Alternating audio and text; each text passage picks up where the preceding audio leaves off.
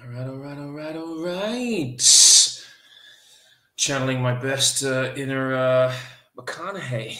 How's everybody doing? So, right off the bat, I'm starting off in English for the very simple reason I'm trying to set this thing up with Harry, Blue Nose Beer Reviews, who came in the studio before we came online, before I started the live stream. And all was fine. We were chatting, and suddenly he dropped off. Came back in after about a minute, and something's wrong with his internet, maybe, or he just needs to reboot his computer. But anyway, he'll be on in a little bit, so I just figured, you know what, I'll just start the fucking live stream and see what happens. I doubt we'll have many people watching, but so yeah, this one's going to be English because I sent the link out to a few people, both from the UK and from the States. I doubt anybody from the States is going to join because it's not even. Is it fucking noon there already? No, it's not even like noon there. So I doubt anybody wants to jump in and have a beer, but we'll see what happens. So, right. Anyway, I'm going to start off with I was going to explain why we're doing this right now, and I'm going to explain when Harry gets here. But I'm just going to jump on the bandwagon here with something called Stiegl Goldbrau.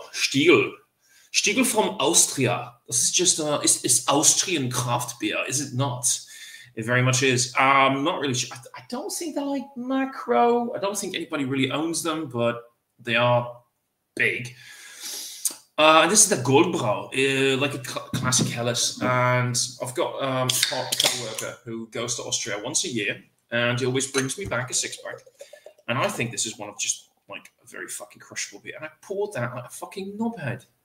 I don't know why I poured that so hard, because usually I know better when it comes to shit like this. But I've been drinking quite a couple of like huge stouts and shite like that. And you have to give it a bit of aggressive hard pour to get like fucking glassware. You have to give it like a bit of a hard pour to get a bit of head going on. So anyway, we've got some head here. It's been quite a fucking while since I've had head.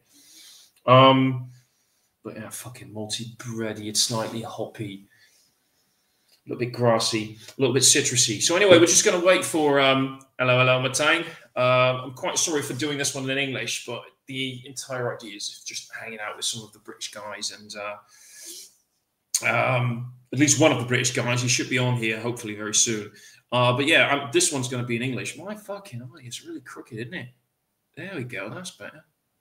No, it's not. So what's up, buddy? How you doing? How you doing? Well, that is the spot, doesn't it? So I'm just waiting for Harry to jump back on, and we're going to have a bit of a laugh. Called it Sunday Afternoon Delights. Captain to the Brits. I always am a captain. Oh, captain, my captain. But I called it Sunday Afternoon Delights because back in the day,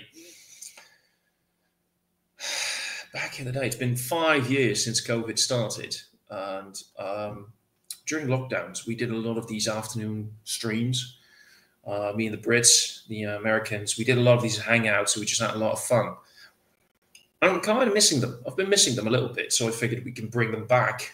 Just maybe for once. And I doubt this is going to blow up. I wouldn't be surprised because, you know, I doubt a lot of people will watch. I doubt a lot of people will join. It's probably just going to be Harry and me having a bit of a laugh for a while. If he comes back on, I wouldn't be surprised if it turns out. I'm just going to quickly check my messages because I wouldn't be surprised if he just messaged. Things are just like really shite and he can't even join it again. But we'll see. But yeah, that's the whole idea. Just do a little bit of a Sunday Afternoon Delight. And Sunday Afternoon Delights, for those who know, if you know, you know. Sunday Afternoon Delights is also slang for having some relaxed physical fun between two people, or more if you're so inclined, on a lazy Sunday. Wink, wink, nod, nod. So yeah, that's the entire cheeky little reference there. So if there's anybody, I can see that there are people watching. It's not many, but we'll see what happens. If there's anybody watching, how are you doing? Are you having a brew or something else to drink And how was your Sunday? Tell me all about that. Yes, it looks like it is the myth, the man, the bum lover, Shag. Absolutely. Bum? Bum? How you doing, mate? Not too bad, not too bad. Not too bad. Mild hangover, but yeah. How are you hungover? What happened? I don't know.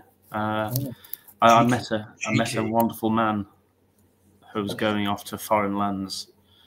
So basically went to go and see Hubert yesterday. And I didn't even know he was coming back to Britain. So it was something to do with sorting his passport out. Yeah, was what it was. So he saw Adam like a couple of weeks back, and then he went over to Moldova for a little bit of time, and then he come back and he literally messaged me like Tuesday or something this week. He goes, "What are you doing on the weekend? What are you doing on Saturday?" I said, "Nothing at the minute." And he goes, "Well, do you want to come over to St Albans and stay with him for the day and go out on the booze?" And we did.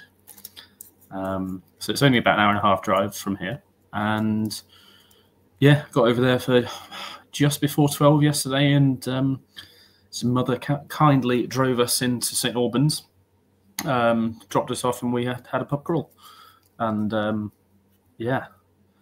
got lubricated, which is luscious. Yeah. So did loads of.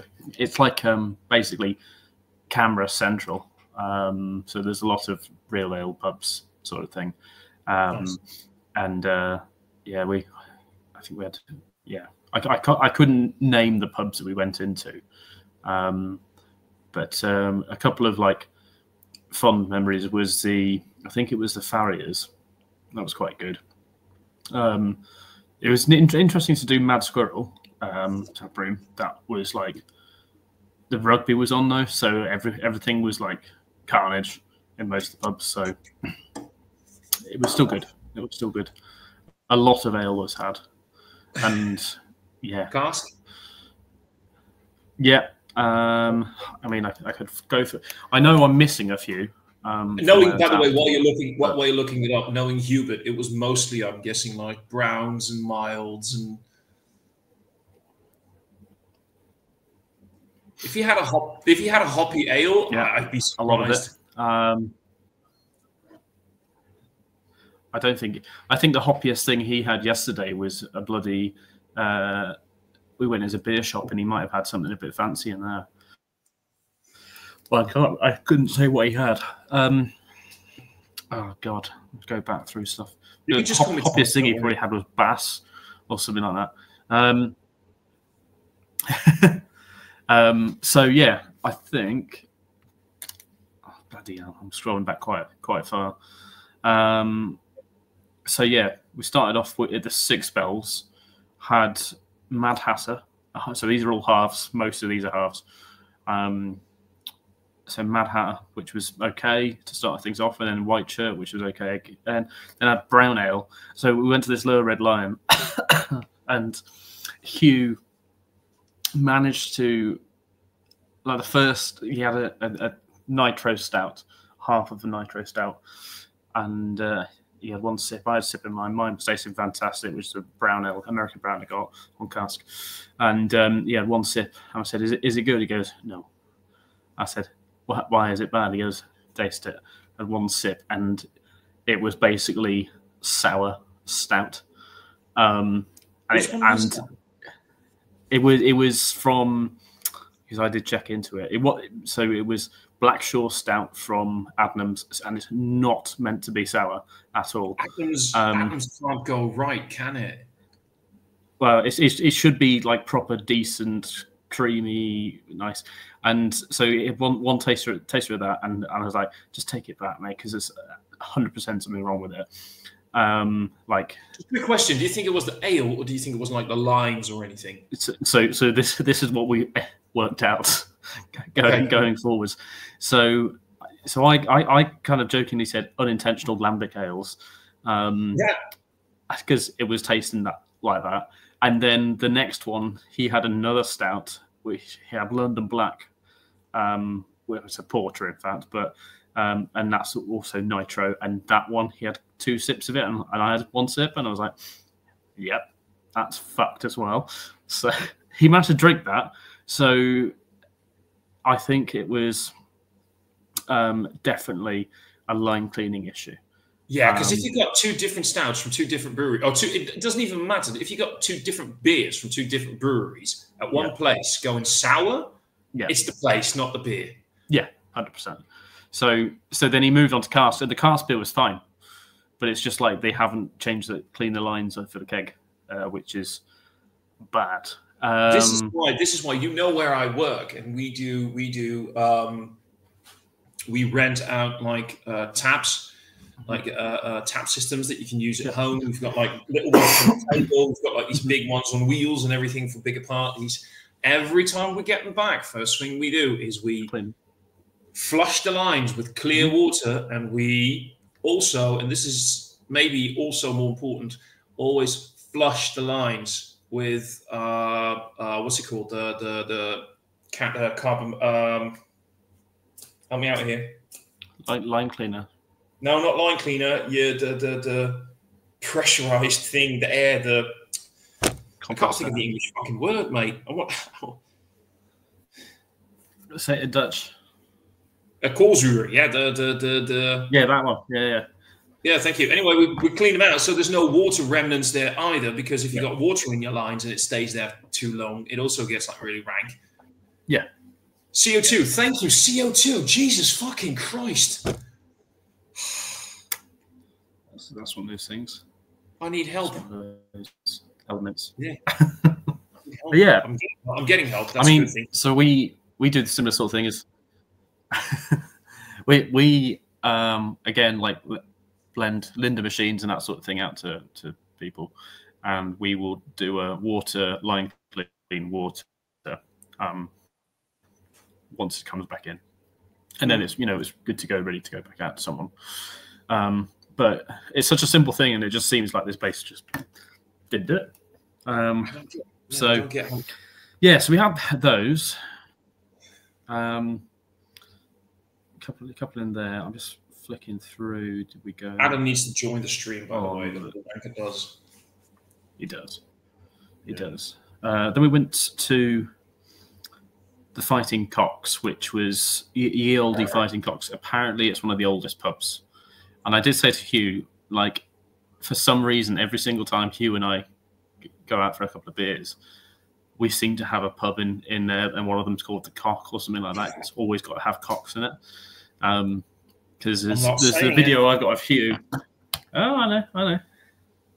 There's a video I've got of Hugh, and he goes, I said, Hubert, where are we? Oh, Harold, we're in the Cock. Yes, we're in the Cock. Oh, the Cock. Oh, the Cock. The Cock's tasty. Cock. That sounds like Hubert. Yeah, that is 100% Hubert. Oh, it's tasty. I love the Cock. So we went in there and had a half. Why is it, by the way, looking at you as well, looking at me, looking at you, and I know a few other guys like this, why is it that some of the most straight men that I know will always go like, I love the Cock and want a bum and want a shag and fancy a bum? Why is it that all of the guys that I know who are always, I've literally known like 2 of them in my past, that all went like, oh, that's disgusting, that's yucky, that's so gay, who ended up turns out that they were, so it's like it's funny. I always find that funny. I always find that fucking hilarious. But yeah, no, that's Hubert. That's really great. He just sorry, I interrupted you. Go on. That's right. So yeah, then all around the sea, that was good. They went to the Verulam, I can never fucking pronounce that place, and had half a bass, and then they had a really decent keg selection on as well. So I had Santiago from Two Flints, just because I was fancying something a little bit more, carbonation and that sort of thing as well. So that was good. Then we went to Spoons for food.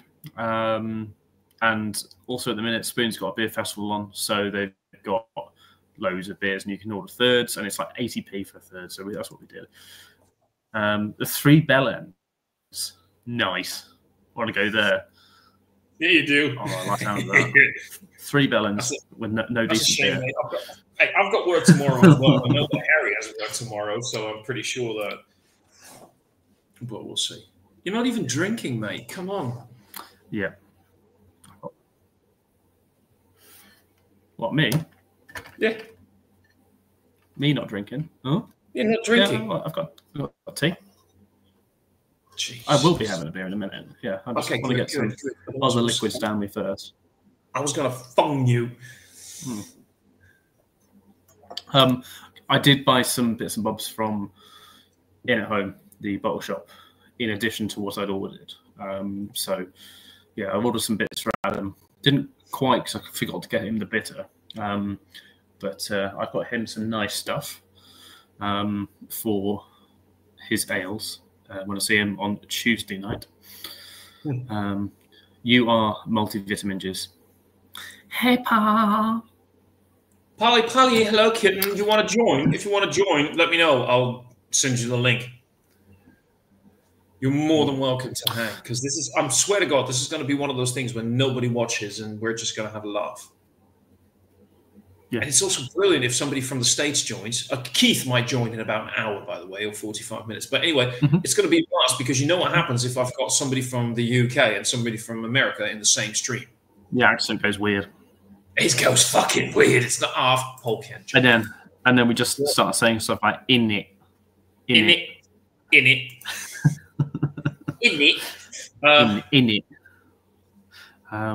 Yeah, so we went to Spoons, and we had so this is where I had like flights of beers and stuff like that. Hugh did basically Wetherspoons tapas is all I can say it with. Adam's done Spoons tapas many a time, but Hugh's format is just even more questionable. So he basically got like a shawarma wrap. Yeah. I don't know, like some black pudding or something like that.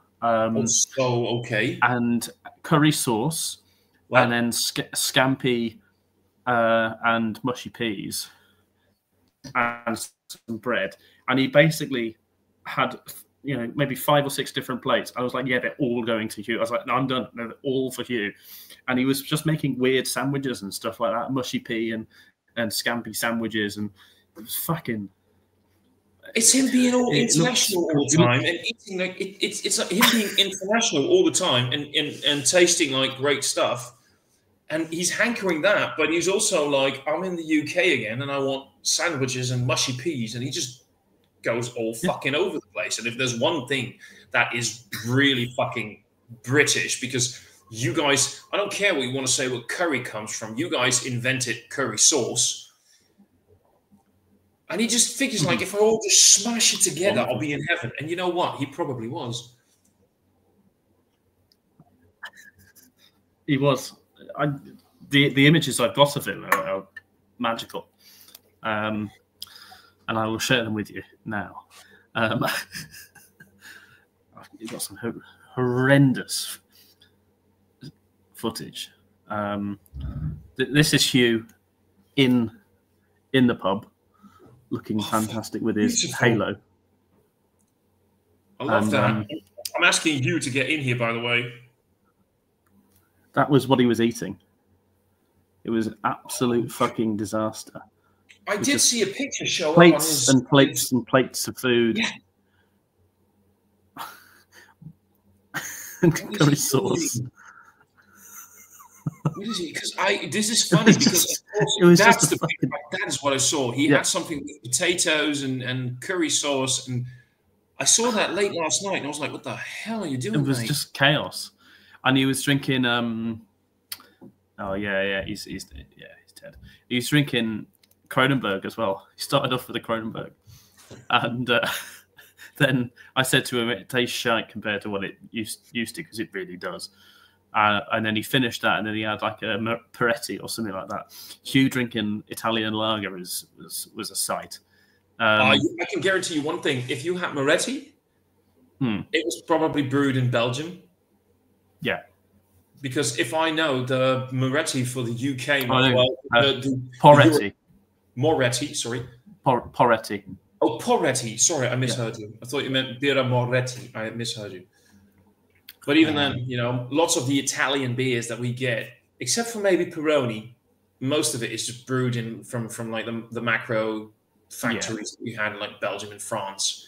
Anything for the European market, they brew their own stuff in Italy for the Italian market, and the rest is all for But anyway, sorry. Had that. Then we went to, I think it was called the White Swan or something like that. And it was just disappointing. Got a London Pride in a fucking Beavertown glass. So I saw you sharing that. Yeah, that was just insulting. Then we went to, I think this was the Farriers, a little bit further on, and we had London Pride in there, I think, again, which was good. Had half London Pride in there. And I think that was it that we had in there. And then we went to the Mad Squirrel, I think it was. I think we did we did Mad Squirrel tap, which was interesting because I wanted to kind of go there because I've had I've had some Mad Squirrel beers. They do a lot more of their special releases in the tap room. So I wanted to try the double IPA. Unfortunately, they didn't have the Imperial Stout on. There was a Talus one they did as well. I didn't have that on. But Talus, love Talus. But I had a couple in there, and they did like chocolate orange stout and an Irish nitro stout. So we had a couple of tasters. So it was quite good. And then, I think after that, we then did the bottle shop. And they had a tap takeover on from Pretty Decent. And I know when Adam and when I got up to Liverpool later on in the week, there's somewhere which has got Pretty Decent tap taker on, I think. Mm-hmm. So I didn't really want to go too mad on the beers that they have. But what I did have was there was a sour called like Grey Skies or something like that, and that was really good. Genuinely surprised with how good that was. And then I had a can, and we got chatting to a beer writer. I forget his name now. Andrew, I think it is. Then I think we did one more place off. I think it was one or two more places, but it was all getting a bit blurry by that point. So you don't say. Yeah, it was good though. It's good. Nice. I managed to spill beer all over Hugh. Spill my pint all over Hugh. That's most likely. That's most likely the only liquids you spilled over him, right? Well, I could have spilt more liquids over him this morning because he walked into my. It's the way the house is you walk from one bedroom into another bedroom, sort of thing. It's how some old houses are, and Hugh was in the other room. Basically, walks through, and I got to see a scantily clad Hubert walking past me many a time, and that's what everyone needs to see. I'm kind of jealous, really. Yeah. Being basically getting up and being eyeline to Hugh's knob in his boxers. That was the image right there. Lovely. And then also just fucking around in the morning. I made Hugh brush my hair for me. He styled me up to kind of be like a Nazi sort of thing. So that was a tomfoolery for that. But it was fucking... Everybody needs a hobby, right? Yeah. Right. Hughes is brushing my hair. I can think of worse things to be happening to me in the middle of the night. So how's the rest? Your internet's still a bit quirky every now and then, by the way. It was interesting. Yeah, I don't know what's up with it. It's always been a bit wank. It's post-Brexit internet. That's what it is. Yeah. When did Brexit came into effect? Like 2020, wasn't it? So yeah, it's definitely. Yeah. I was just mentioning earlier. It could be because I was mentioning earlier, right before you came online, that one of the reasons that I felt like doing this is we used to do loads of these during COVID. spending Sunday afternoons doing all these live streams, getting absolutely fucking hammered. Yeah, those were the days. Those were the days. You know, I'm not going to say I miss COVID, but because nobody misses COVID, but and there's no COVID. Literally, there is still COVID, of course. But what I'm saying is, there were a few benefits. Yeah. To be had. Yeah, the crazy streams. Christ almighty, man. We did some weird fucking shit. Some people got their arse out on camera. I have no idea who you're talking about. Like very ungentlemanly behaviour, really. Quick question. You ever heard of this? Yep. Fucking love the stuff. Is it Austrian or something? I can't remember. Yes, it's the Goldbrau. This is the Helles. It's fucking amazing. I've got a co-worker who goes to Austria once a year for. I don't know if that's like a British thing or whatever, but there's a few. There's a type of people in the Netherlands that feel that once a year they need to go on a ski holiday. Yeah, they will go off for a week or two to ski because that's what you do. It's very fancy and it's all up and about. But he always brings me back a 6-pack of Stiegl. Nice. Yeah, it's great. It's chuggable, mate. It's fucking fantastic. Yeah, I haven't had it for some time, but I've never seen cans of it. I've only ever seen bottles of it.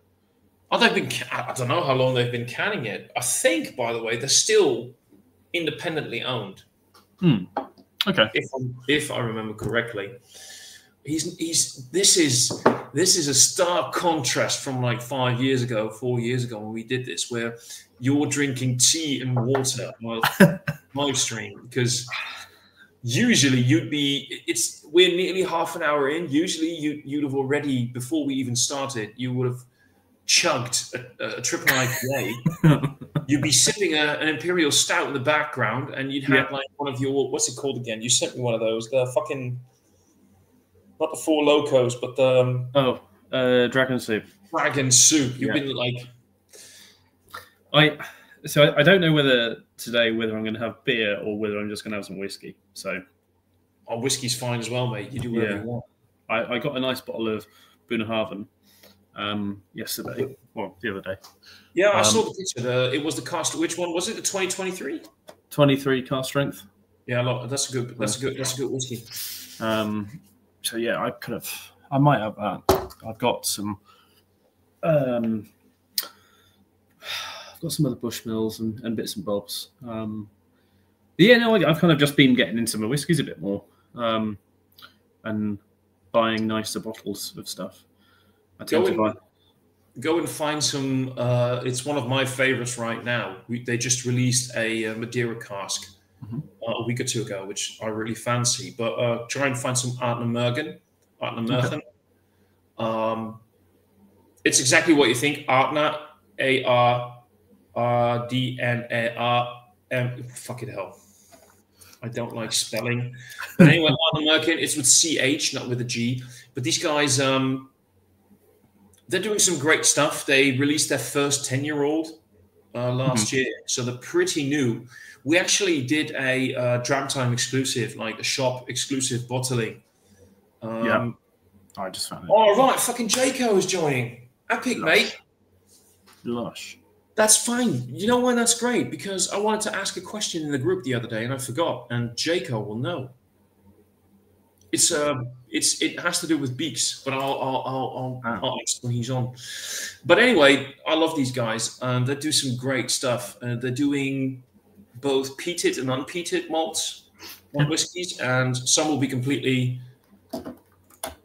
Hello, the lad. Hiya. I was actually thinking of you the other day, and I was considering asking in the group, and then I forgot. And you are the great man to ask this.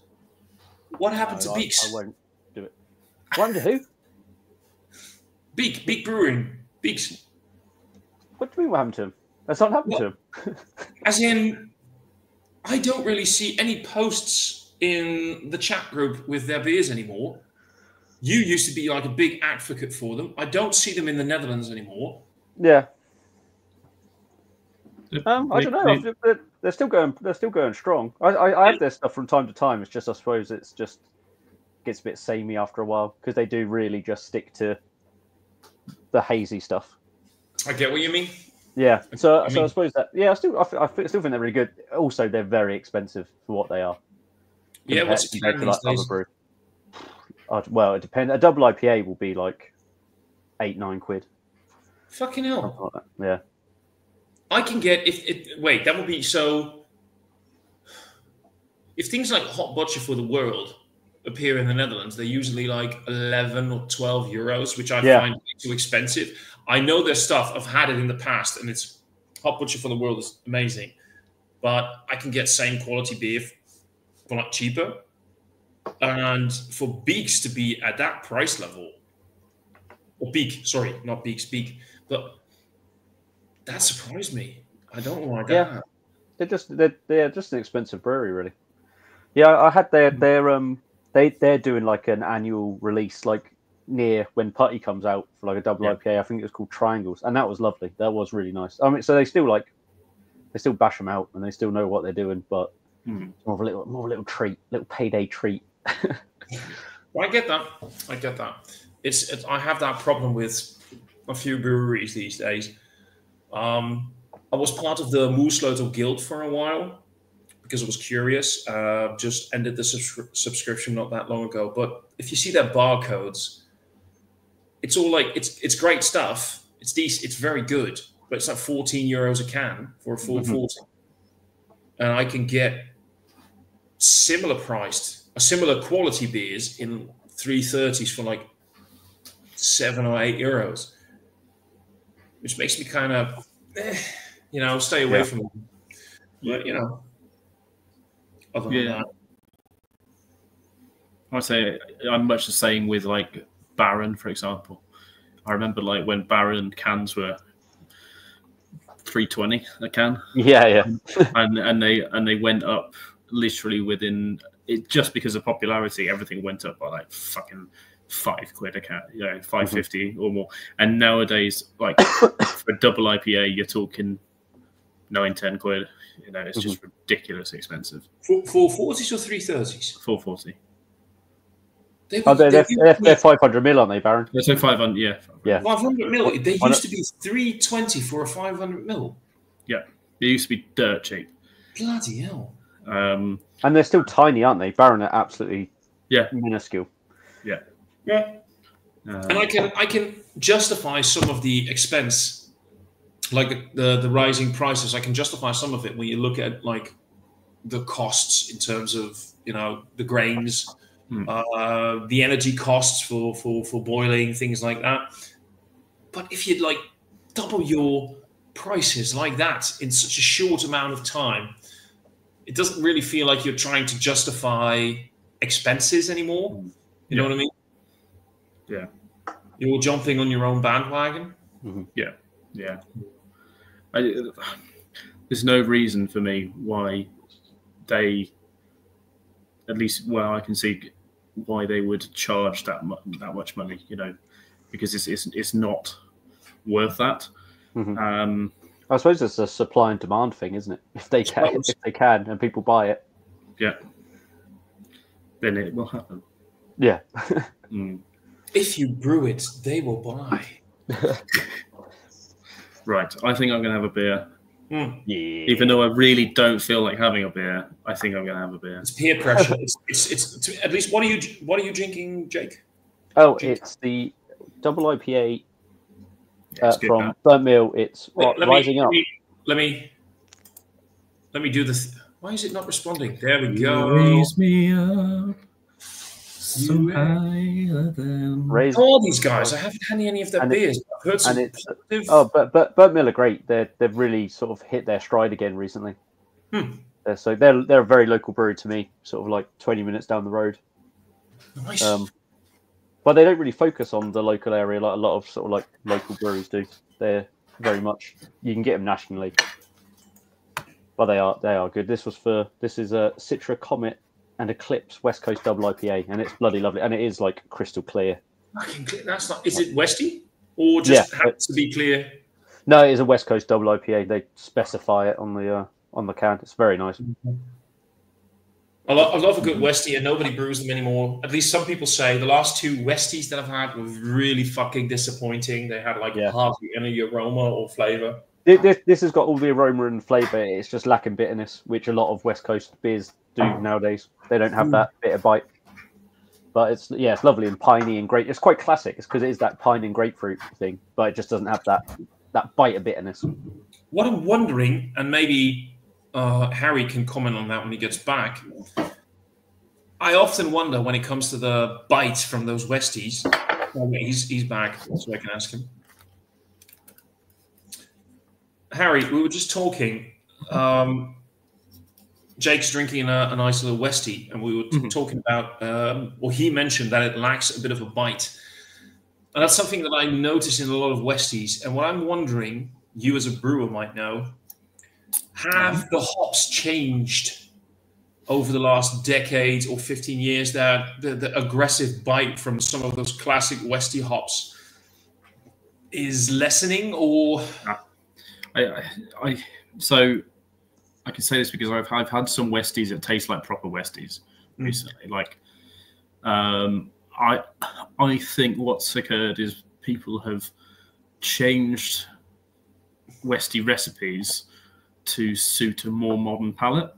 I don't think that, but then, you know, at the same time, you can have proper solid Westies. I got one for Adam, actually, from Renegade Brewery, who are a pretty fucking huge brewery, but they do contract stuff, mainly for other people. But for the first time in a long time, I had a beer from them, I was like, my God, that tastes like, you know, Westies of maybe 10, 15 years ago. So I'd say that, yeah, I think they've just tried. Most breweries are now brewing Westies, but the Westies are kind of closer to almost like a hybrid style of New England and West Coast. Yeah, I can sort of see that happening. We were talking about that a couple of months ago in the American chat group, where I had this beer that was obviously labeled as Westie, but it was hazy as fuck. Yeah, and we were talking about the rise of what is sometimes called the hazy Westie. Yeah. I've had a few ones that were nice, actually. Don't mind them at all. And if you didn't see what they looked like, you really did think you were drinking a proper Westie. But I suppose I see what you mean. The demand for the sweeter hazies, sort of pushing the Westie into a more accessible, no more cat pee flavor profile. Yeah. Bring back cat pee, I see. Cat piss IPA. I miss cat. This is beer. But the thing with the bit, because like when at the peak of like Westies being a thing over here, there was like that bitter arms race almost, where people were trying to like make the most bitter beer. Oh yeah. So I wonder if it just sort of like fell off a bit of a cliff after that. It died down as well. I know exactly what you mean. It's like with whiskey, where everybody was focusing on the ppm. This man knows. This man gets it. But it's like with whiskey, where everybody was focusing so much on that ppm, peat particle per million. Basically, is that legit? No, it's like the ppm particles. I'm saying peat, but like particle per million is the thing, right? So peat they were focusing on the minute. Did I say minutes? No, I just said it. But anyway, everybody was focusing on that, and you had to have the highest ppm because then you really were doing great stuff. And everybody was focusing so much on that IBU. Like if you put the highest amount of IBU on it wasn't like fucking slapping your dick on the table. It wasn't about brewing proper beer anymore. It was all about fucking numbers. And as weird as it sounds with 3 guys in a live stream right now, it's not about the amount of numbers, it's about what you do with it. Which sounds really fucking weird, but I've had Westies with lower IBUs really hitting more on that bitter impact. Yeah. And that cat pee thing, that cat piss note, than some of those number hype beers. But I've been getting a beer from Lidl, like loads. I've been buying it loads. Every time I go in, I get a couple of cans because it's like £1.89 a can. And I can't remember what the fuck it's called now, or what the brewery is. I did post Piss IPA. Yeah. From the Cat Piss Brewery. And I posted it in the chat the other day because it is literally like it is like, I mean, it's not the best West Coast beer, but it is still bitter and it's still tasty, and it's £1.89 a can, and it's better than a lot of like West Coast beers that sort of you pay £6 a can for. But that's the fucking point. Yeah. I mean, I want great. Sorry, Harry, and then I'll let you talk about your beer. But I want great tasty beer for a great fucking price point. And if it's under £2, and it makes you go like, I want to buy more of these. Yeah, it's just great. It's just a great beer. Yeah, I think it's Stewart Brewing. I think it's one of the Scottish breweries. Oh, I'll find. I've got a can in the fridge. I might have that next actually, and then I can show it to you. But Harry can talk about his beer, and then I'm going to have another one. But I'm curious about that beer, Jake. Mm-hmm. There we go. Oh, it's not a real beer. Not a real beer. It's not a real beer. It's an American brewed mash gang. So it's a what? It's an American brewed mash gang. So mash gang are a UK low alcohol brewery, or no alcohol brewery, and they have like another brewery in both the States and in Oz. But yeah, this is contract brewed or brewed and packaged by Pilot Project Brewing. I just thought I'd give it a go. It's the most expensive fucking low alcohol beer thing I've ever bought at £4.79. But it's this prototype batch aims to push the limits of non-alcoholic IPAs. We combined Omega, whatever the fuck that is, Omega Helio Gaza yeast. What the fuck? Made out of fucking Gaza. With enhanced thiolase capabilities, boosting thiol biotransformation to free thiols 200 times above the sensory threshold. Well, you don't fucking need to do it then, do you? Yeah, exactly. If you can't even sense it. Yeah, that's like the 1,000 IBU thing, because you can only taste up to like 100 IBU. Yeah. We offer 3 beautiful hop choices from Indie Hop, Strata, Luminosa, and Odysseus, bringing intense notes of strawberry, lemonade, and Caribbean beach bar vibes. This is an utter load of bullshit on the back of this. I mean, I cannot taste that. Yeah, you already lost me at the. I'm fucking done with that entire thiolized bullshit hype, motherfucking. I know there's a technique behind it that actually works, but I'm so done with that fucking hype. And the moment you mentioned that, you lost me. I was like, never mind. I don't need that. I'm done. So yeah, it says we also spiked it with Phantasm, a patent-pending powder extract derived from Marlborough Sauvignon Blanc grapes, which is high in thiol precursor compounds. Not your grandpappy's IPA. When all you have is a hammer, everything looks like a nail. So. You know, I'm going to tell you exactly what beer I'm going to get right now, because this is what I want to drink after that bullshit story. A big, strong super lager. Almost like an AU. Right, if I actually do have 2, Harry. Don't worry. Mm-hmm. I have 2 in the house because I bought 2 just in case. But what I want right now is another Helles. And this is, this is one of the best can arts you'll ever see. Van, V-A-N, is the brewer of Buck's Beer, which is about like 30 kilometers from me. And this is the fucking best can art I've ever fucking seen. It's his OnlyFans. Nice.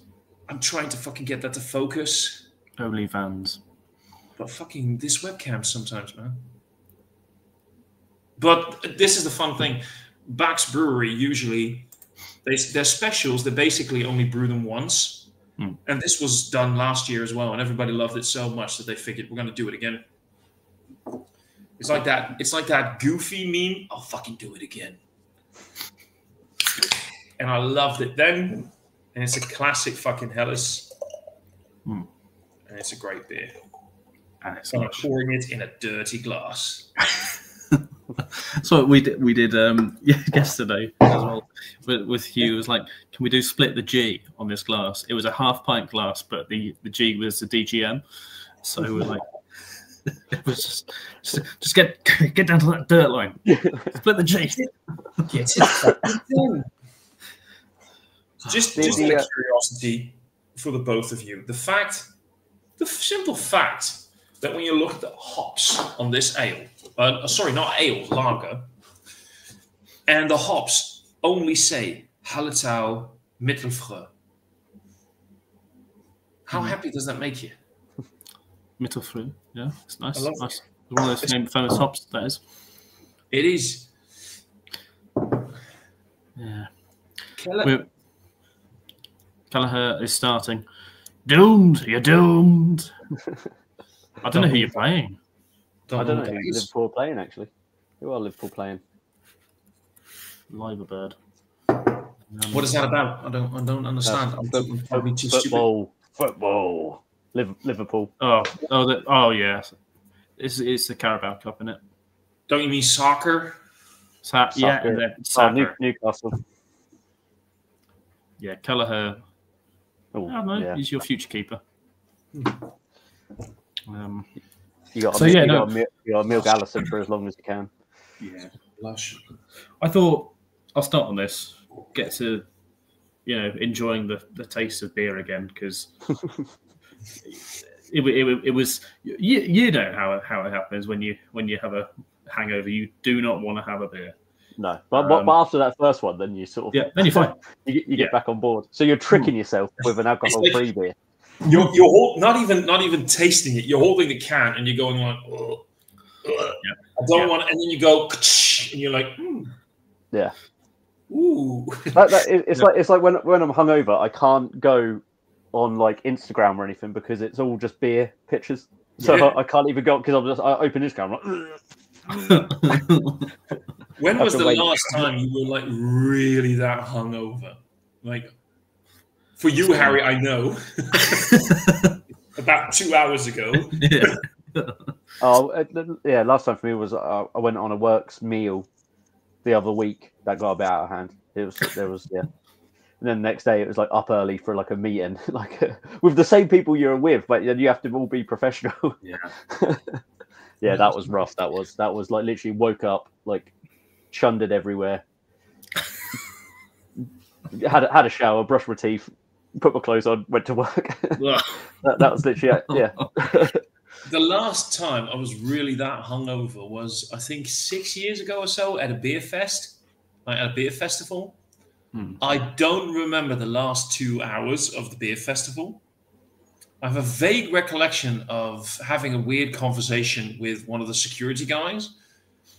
I remember being in a car, being driven somewhere, and then I got really nauseous. I didn't vomit, but I got really nauseous.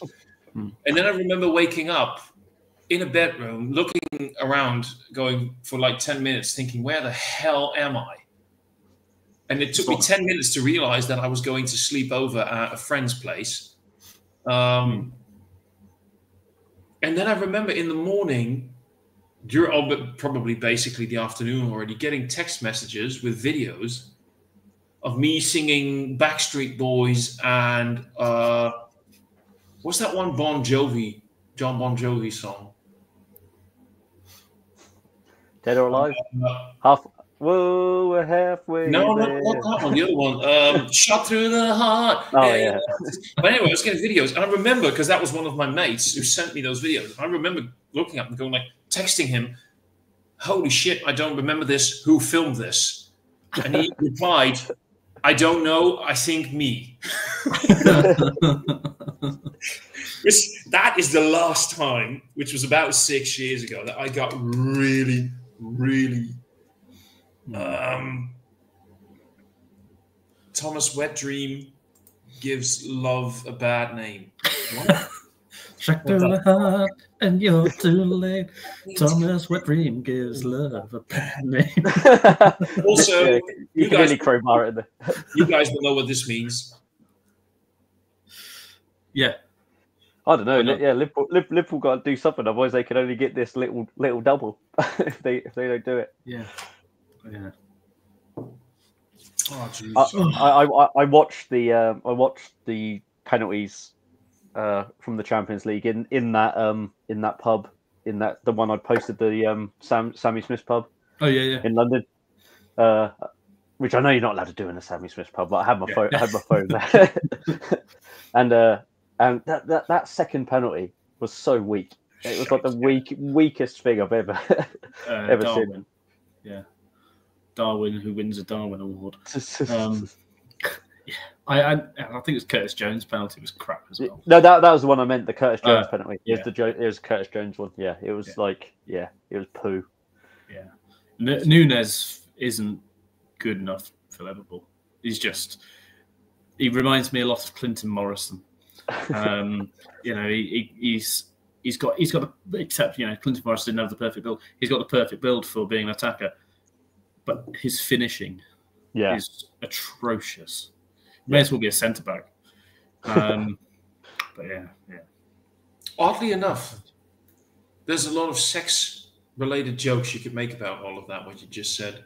He's got a build of a great attacker, but his finishing is. Oh, that was horrible. I sent a message in the group chat to Hugh going like, "Get on this stream," and he's like, "Harry killed me with many ales." He's got. He says, "I'm dead." To which I responded, "He's on the stream, beard up." Yeah. He's getting a flight tonight from. I'll go on a flight. No. Yeah. In case Clinton Morrison hits someone in his car. It's fucking hell. Yeah. I forgot that. You have to go on a flight right now when you're that hungover. Yeah. Do you remember the first time when you were hungover? God, I was probably about 15. Yeah. Same for me. This morning. Yeah. No, but for me, I remember the first time that I was hungover. I was like 15 or 16. That was back in the day, like it was in the mid-90s. Things were different. I do not, by the way, want to promote underage drinking. Just saying, because looking back, some of the things we did when we were like that age was not healthy. But I was hungover, and I was feeling really sick, and I was part of a basketball team. I played basketball, and I told my dad, I said, "I can't do this. I'm sick." And there's this Dutch expression that my dad taught me, and he repeated it, and he said. No, it translated. It says, "Man in the night, man in the morning. Go play." And I had to play a basketball game, fucking hungover.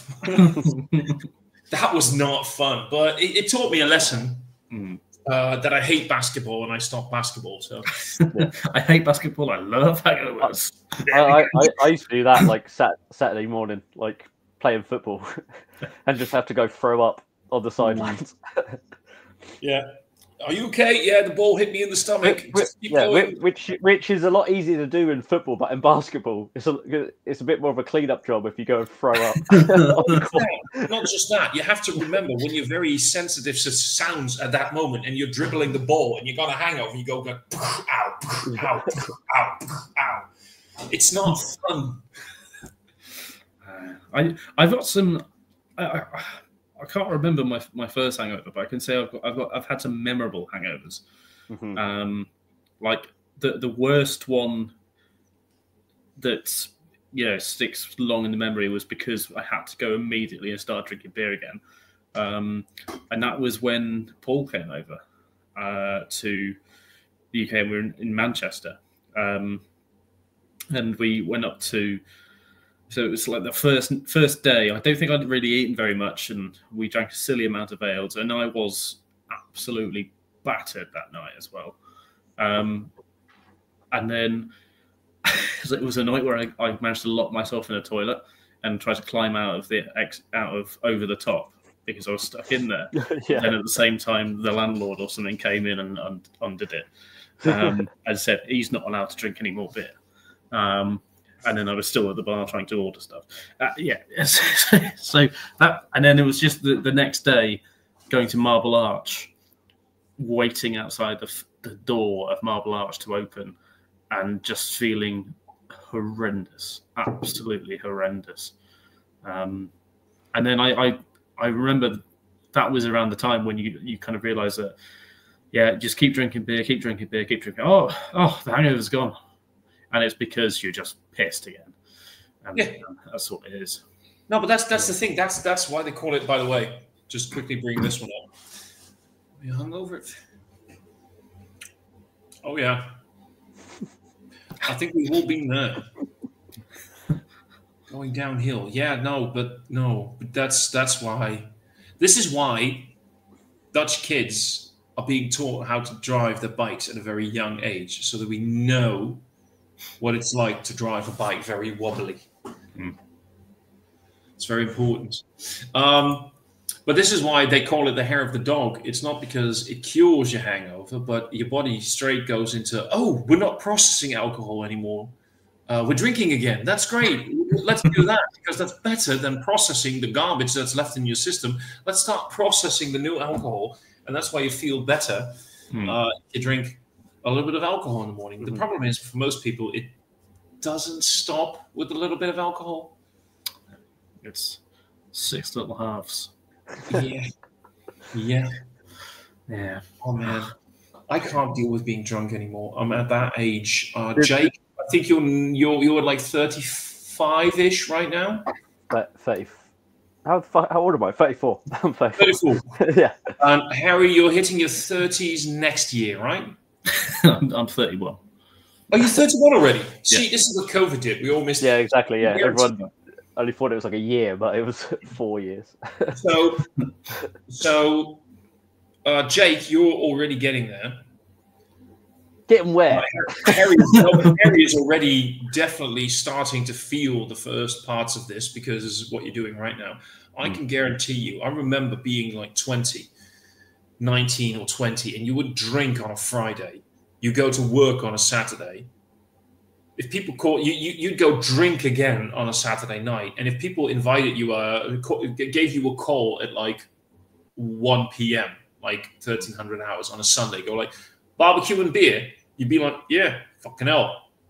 Right now, if I were to get drunk on a Friday night, I'm still feeling shite Sunday evening. I still do not feel well. And I don't like... I'm glad that I'm aging, because every day I still live is, of course, a good one, because I'm getting older. But it's not always fun. No. My thing now, and I never used to believe it, probably because like you said, when you're younger, you sort of do anything. Now it's if I stick to beer, I'm more or less like I just need something greasy and a can of Coke or something, and then I'm fine the next day if I just drink beer. But if there's wine involved as well as beer, and then I might have a little whiskey or something, then that's when the hangovers are terrible, and it's like, and that's what it's like at that work thing. If I had like a meal where we had we had beers before, bottles of wine, then like back to Wetherspoons, and people start buying shit. If I had a Saturday evening where I'm like, I don't have to work on Sunday, and if I had a Saturday evening and I'm like, let's have like 3 beers, I'll go to bed, and the first thing I'll do, I'll have one of those German Steins, one of those like half-liter ceramic pint mugs. I'll fill it with water. I'll put it next to the bed, because I know after about 3 hours I'm going to wake up going, you know what I mean? That feeling. It's like you need water. I'm already planning. I'm not even drunk, but I'm already planning ahead, because I know I've had 3 beers. I'm going to feel shit. Harry gets that dry mouth, but for other reasons.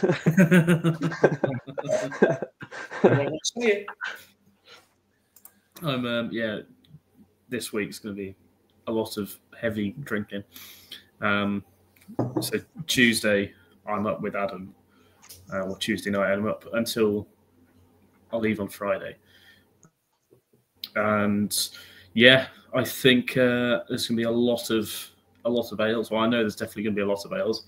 I've got 2 funky fluids here and a Bravissimo, which I found a hilarious name, of Firestone Walker, and then Adam's got all of the mega ABV Vault City Impy Stouts.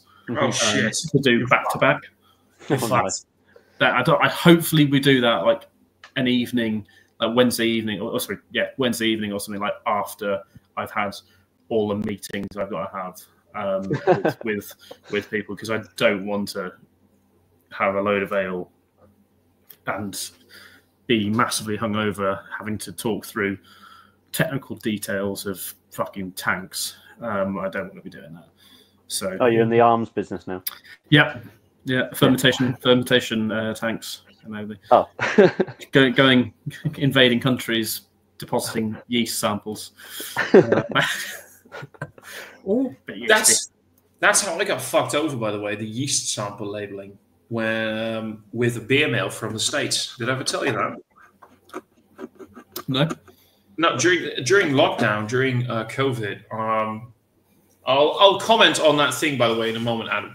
But during COVID, I swapped beers with the guys from the States. I sent them a big package, and they sent me a big package. But I labeled mine as collectible glassware, and everything went fine. And I think I sent it to Matt, and Matt sent the beers to, or did I send it to Sean? I don't remember who I sent it to. Anyway, I labeled it as collectible glassware, and within 3 days, it was there. Fine, no problem. They sent it to me through UPS, and he figured I need to label it, but I can't label it beer. And this was during COVID, right? You know how he labeled the parcel? Yeast samples. Yeast samples. Yeah, classic. Yeah, that's great. Let's label something with like bacteria and shit during a pandemic. That's never going to freak people out and open parcels.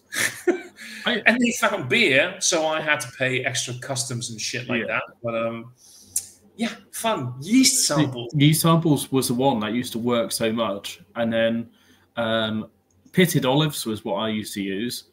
And then lava lamps as well was another fun one to use. Because, and we always used to put like some inanimate object, but a rattler or something, like a can full of beans or something like that, and it would just be a fucking. So when they shake the can or something, shake the box, no, that's definitely pitted olives. Fucking So cordial is like, is that like syrup, like a like a flavored syrup, and you add water to it? No. Yeah, we have that, but it's very sugary, of course. But it does really help with the hangover. I agree, because the sugars also do a thing. Yeah, it's not quite syrup. It's like concentrated juice, so you have to dilute it. Yeah, it's not like the syrup. Because like when I lived in France, like I had syrup to replace squash. We call it cordial or squash here, but yeah, they didn't have that in France. It is just the syrups, which was still exactly nice. What you mean. Cordial is less chemically. Cordial was more natural, I think. Some of them are natural, but a lot of them are chemically.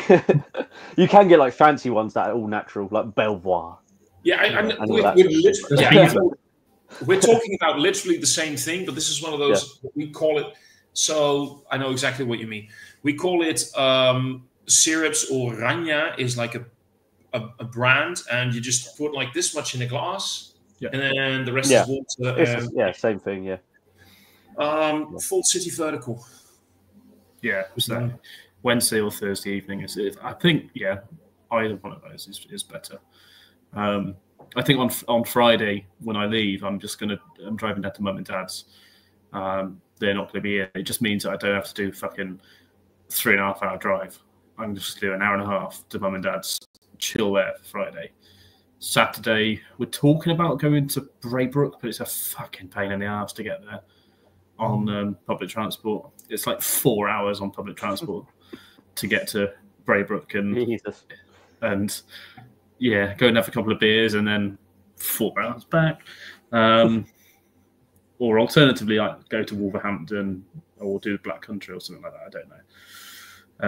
And have a few more ales with Charles, and then Sunday I head back down here. But collectible cans might have worked, but you send it through UPS, I believe, because I had to pick it up at a UPS pickup point. But yeah, but it worked. It worked. You have to be careful because if it goes wrong, which it did, in the end, the Americans, the beers that they send, I think in the end I paid somewhere between 80 and 100 euros for taxes and tariffs and shit like that. But in the end, if you look at some of the beers these guys send, they sent me things like a can of several. I think there were like 24 beers in there, and three of the beers were what are they called again? The guys behind Jesus, Carly. Luscious, Heady Topper, Focal Banger. What are they called again? Not Alchemist. Alchemist. Thank you.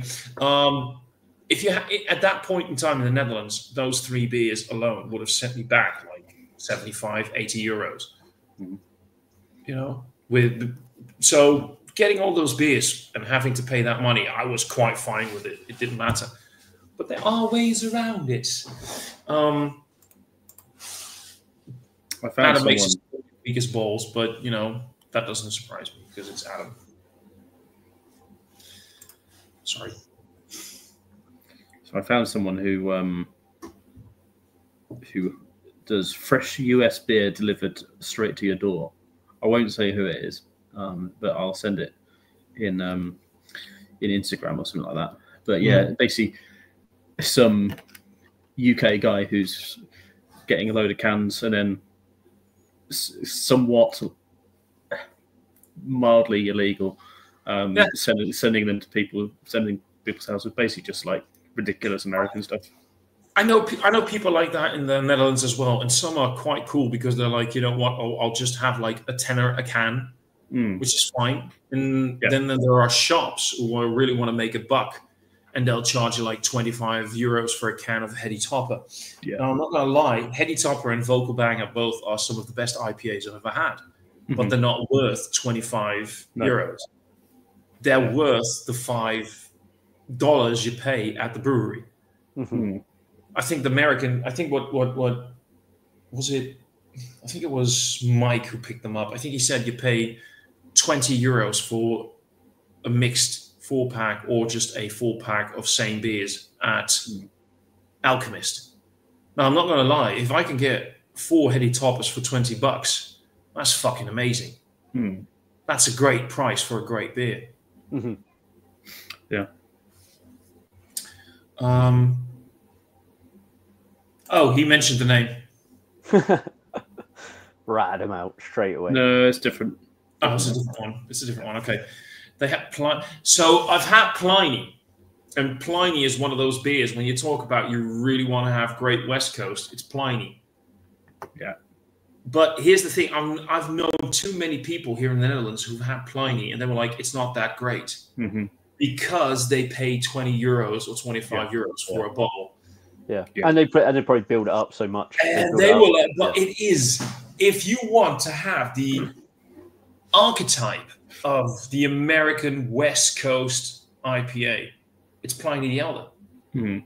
But that doesn't mean it's worth fucking that amount of money. But the people who buy it in America don't pay.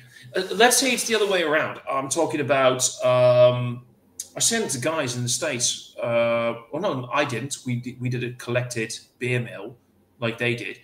And Douglas included a can of a Moerslotel barrel-aged Imperial Stout, one of the barcodes. And it's basically the Bourbon County Grand Stout situation. They pay 12, 13 euros for half a litre, for 500 litres, which is a great price for that beer. I used to pay, they're a little bit more expensive. That's what I used to pay for a Moerslotel barcode barrel-aged beer. If it was legally imported into the States and they had to sell it in shops, it would be $30, $35 as well. And it's not worth that money. Well, I remember when I got some Pliny in some time ago. Well, it was fucking 6-7 years ago. The costs worked out around about £17 a bottle, like just cost. And I think we sold them for 20. And that was back then. But then I remember the cans, the American cans. I think they were coming in at like $35 a 4-pack, and then there was a muling fee on top, and then a shipping fee. Right. So it worked out that every single can, and I used to just get like double IPAs or triple IPAs because people aren't interested in spending that sort of money on a lower ABV something. So I think I was, a can of like Other Half or Julius or, Treehouse or Trillium or whatever. It was coming in around about £10.20, £10.70 a can. And then we were typically selling on for £15. I was then selling to a shop for like £12, £13 a can. And then the shop was then selling it for £15 a can. But yeah, I think nowadays the prices are pretty much the same. People are making less profit out of it. But yeah, it's it'd be interesting to see the way things go with all this fucking tariff shit. Yeah, I wouldn't worry too much. It's a lot of, basically what it means in the end of the day is that both the States and Europe and other countries want to renegotiate certain contracts. And it's all blustering. And at some point, both parties are going to give, and they're going to sit on the table, and they're going to negotiate new rates. And this is something that happens often. But here's the thing, especially with the way modern media works, we tend to focus very narrowly on what's going on right now. All this thing like with recessions and economic crisis, it's all ups and downs throughout history.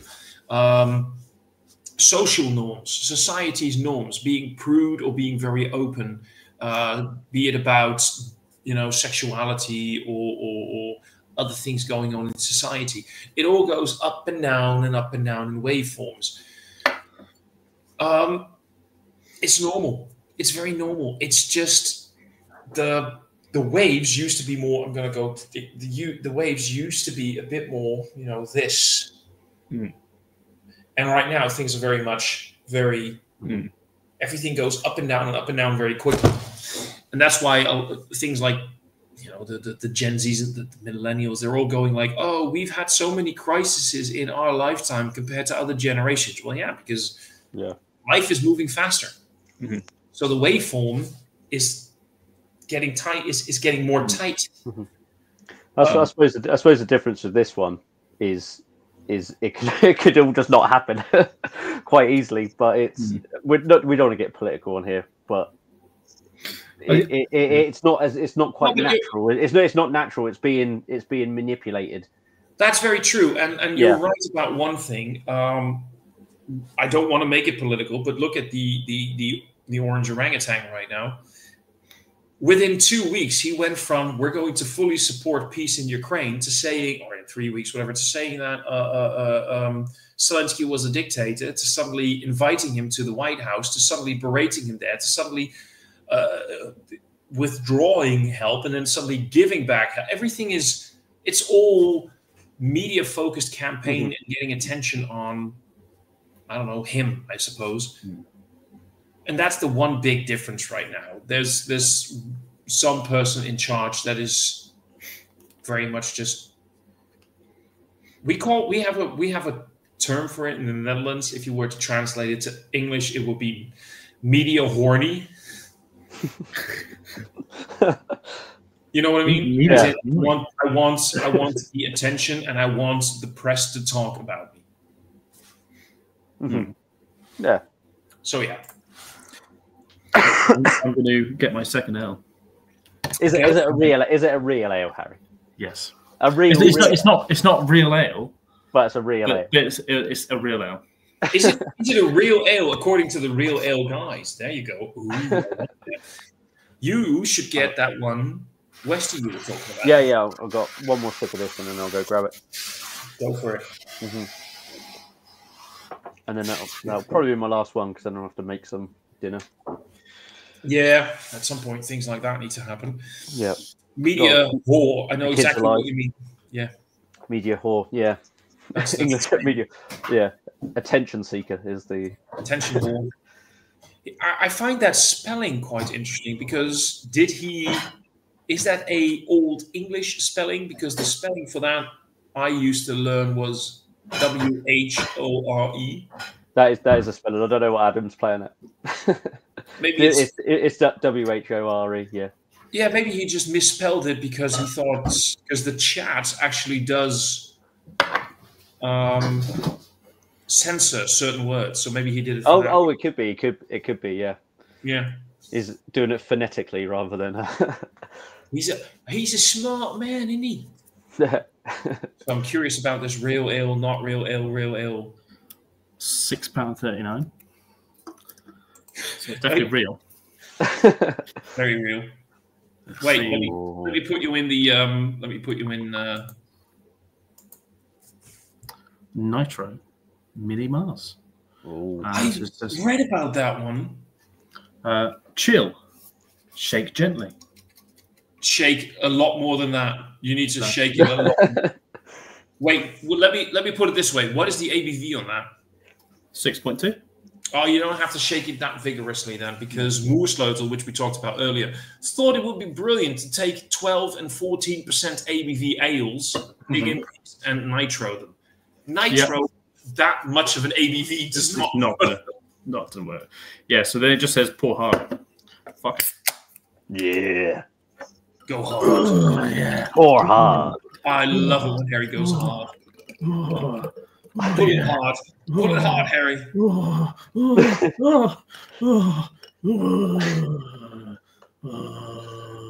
Yes. I've heard those noises before. Well, that's interesting, Jake. How's the nitro effect looking, Chelworth? You did a half decent job. You could have done better, but you did okay. Oh, you can split that. You can split the G on that as well. You can, yeah. Gravity. Yeah. Look, hey, Jake. I've already split it. Wait, maybe before he splits the G, he should find the G. You know. I don't know where it is. It's elusive. It's elusive. Yeah. So yeah, nitro. The male G spot's a lot easier to. I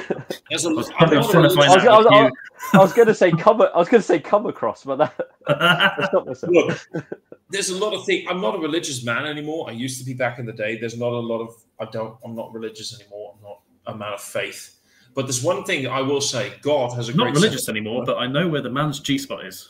No, but I'm going to say one thing. I think it was bloody great that God has a sense of humor when he decided, you know what, I'm going to put the male G-spot about 15 centimeters up his arse. That's going to be fantastic. Don't know why he thought that was fucking funny. It's lovely things to think about before taking the first sip of the beer. Is it going to be lush? Let's find out. Let's go. Anus. All right. It's all right. It's all It's right. just okay. It's all right. It's yeah,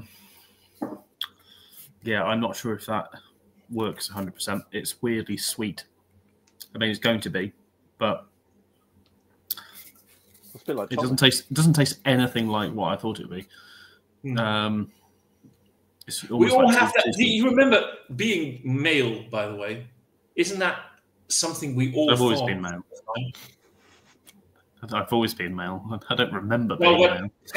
Isn't that what you just said? It doesn't taste at all what I thought it would. Isn't that the first thing we all thought the first time? What? It depends what you're talking about. Go on. I'm going to go grab my beer.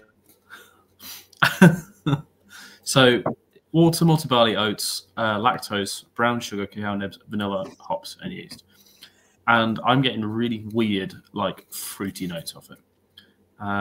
This is a fun-sized version of the Vault City Classic, packed to the brim with all the chocolate caramel goodness of the original, but now with a slightly more sessionable ABV and a smooth, creamy nitro twist. Chocolate malt, vanilla, and caramelized brown sugar meld with mountains of cacao nibs playing homage to the mighty Mars bar. It doesn't taste anything like a Mars bar.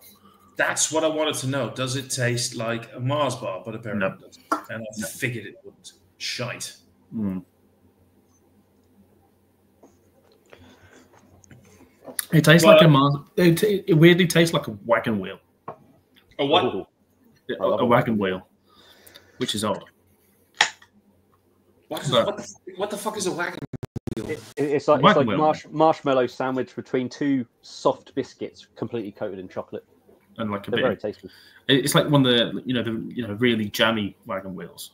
Oh yeah.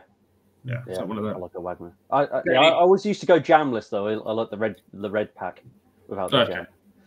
Yeah. Adam's saying he has the original DDF Mars as part of the Vault City Vertical. Yeah. Well, we'll see what it's like. Okay. When annihilated on Wednesday. Yeah. When you'll be at your peak tasting. Yeah. After being absolutely hammered already. To be honest, we won't like a Beer X. It's great because obviously I think the bar opens at 12 at Beer X. So, but at the same time, you can go up to different people's stalls and they'll be serving beer all the time anyway. Mm-hmm. So, like some of the hop merchants got certain hops on, certain beers on. Like Charles Farren, we got like some Buxton beers on, and I think a couple of there'll just be random fucking beers flowing all day long. But yeah, it's gonna be good.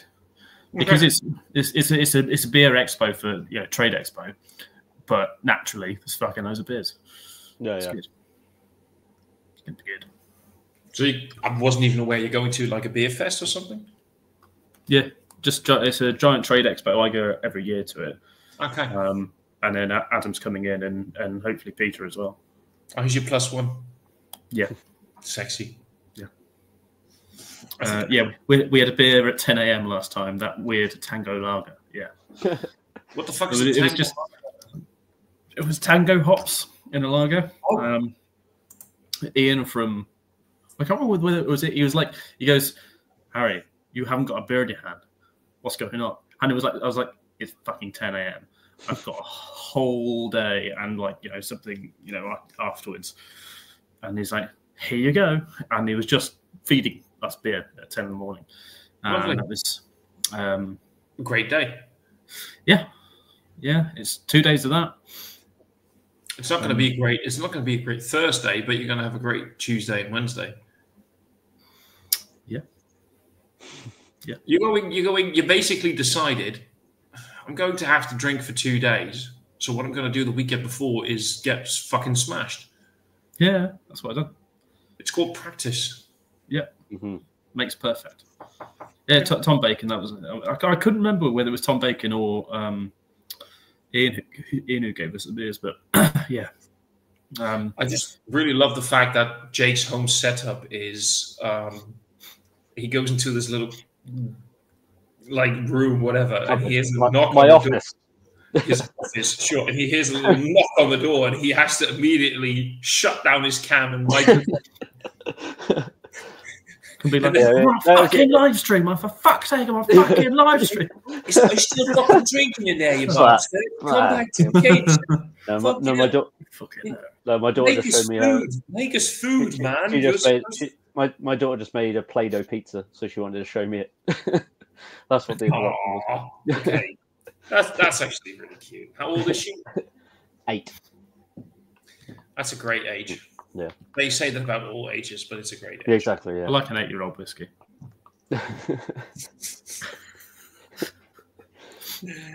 I thought Keith said he was going to join, but I doubt he will.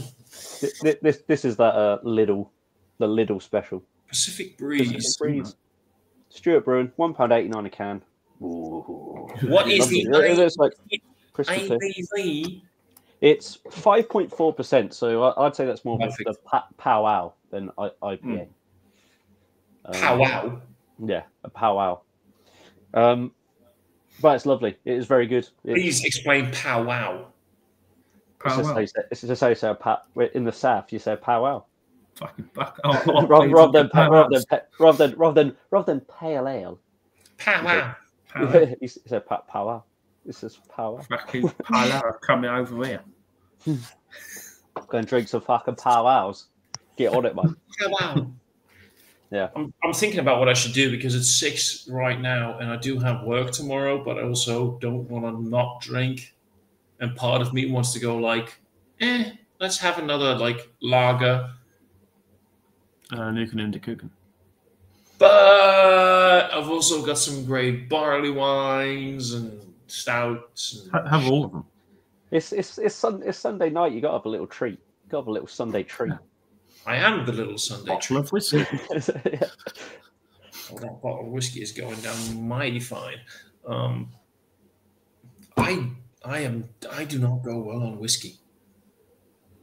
Well, You know what I most mean? people don't. No. It's like the anger juice. Okay. You know, no, I don't mean like anger juice, but I don't get violent. But if I were to drink too much whiskey, I get like angry to myself. You know what I mean? Mhm. But if I Yeah. drink beer, I get like very mellow. Mhm. Anger juice. I should remember that one. I'm going to go pick a beer. I'll be right back. Cool. Lush.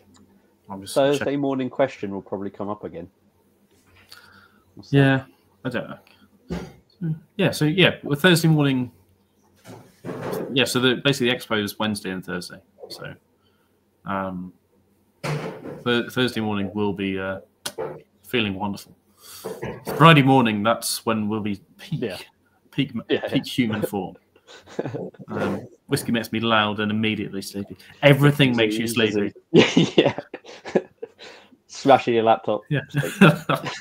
I was there for the first smashing of laptops as he fell out and went to go and open or close a window or something in that hotel room in Bristol, and then just fell immediately on his laptop. Gone.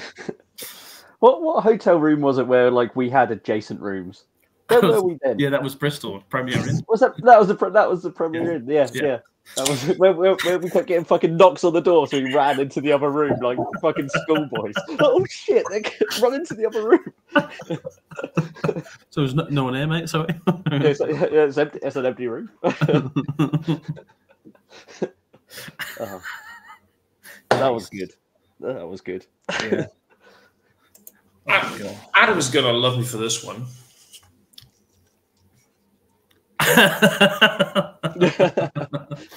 Laptop. But no, seriously though, because why will he love me? It's a as you can see, it's a hazy. It's a 6% ABV. IPA. Brewer notes: Kettle and Whirlpool, Citra and Idaho 7. Dry hops: Cashmere and Idaho 7. And it has 25% rye malt in the grain bill. According to them, it's peach, melon, and pineapple. Well, I'll decide that for my fucking self. You can never tell it with the color of the beer. You'd never know there's been rye in it. No, I know, but I am a big sucker for rye. I love, actually, when it comes to whiskey, I prefer rye whiskeys. I love my ryes. Oddly enough, after spending years collecting and spending thousands and thousands of euros on very expensive single malts, Scottish single malts.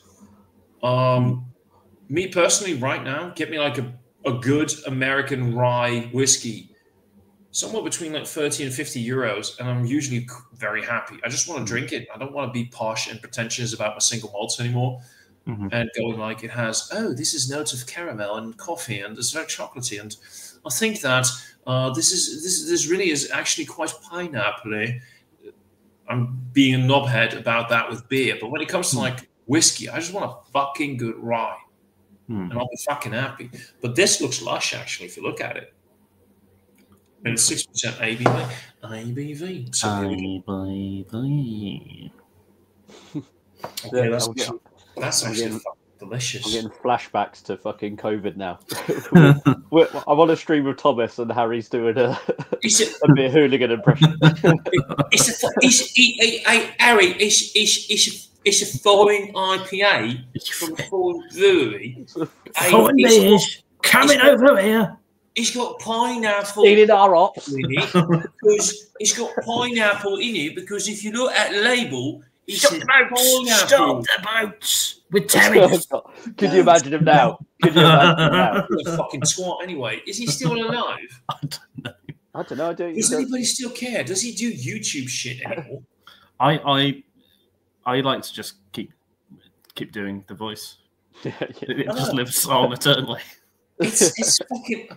There's going to be, at some point, if we keep this going in like 20 years, there's going to be people who are going to go like, it's a foreign beer from the foreign brewery. And nobody knows. Yeah. Nobody They don't even know why they did it. No. Yeah, it's weird. I always look back on that little period and think, what was going on? What was happening then? It was COVID, yeah. That's one of my favourites as well. Stat. It's a stat. How do you spell stout? STAHT. Stat. I still use that intro as just like a little meme. Every now and again, I'll do one and send it to the group. Yeah. It's so good. I think the last one I did was like I went to a Belgian bar in Bury St Edmunds, and it was they went to a Belgian bar, Belgian brewery. They used a key keg and then just sort of used cable ties to attach a beer tray to the top to make a table, which was quite effective. And it was like a Belgian, I can't remember what it was, like Quack or something like that. It was like a Belgian, I can't remember what I did there. Belgian table. Not you guys my have watch. a great laugh. You guys know the beer, Quack. Yeah. It's Kwak. Quack. Yeah. Kwakje, if you put a J and an E behind it, Kwakje, is the Dutch slang for your when you're done, when you're done, and when you complete. When you complete, that's a kwakje. So please go to a Dutch bar and order a kwakje. No, but Adam's right. Basically, he's right and he's wrong. But I always like to debate with Adam, as in Scotch whiskey is massively overrated. There's still great stuff going on. There's some great distilleries doing great things, but for me, it's not the hype shit anymore. For me, it's like the small, independent-owned little distilleries, like the Ardnam Merkin I mentioned earlier. Loch Lee is great. I love those things. But it feels like I'm being very commercial right now. But this week, we're going to launch something great at the shop. We're doing our second single cask Kavalan, actually, bottled exclusively for us by Kavalan, which is Taiwanese. And these guys are great. And I sampled it and we did some tasting notes last week at work. And it was fucking amazing. You know, it's stellar. And it's a 10-year-old port aged single malt from Kavalan. And it beats most very readily available Scottish whiskies anyway. Hello, Paul. How you doing? Pornhub. Yeah, that's what I was thinking. That's a great last name, if that's legit. Yeah. I have no idea who.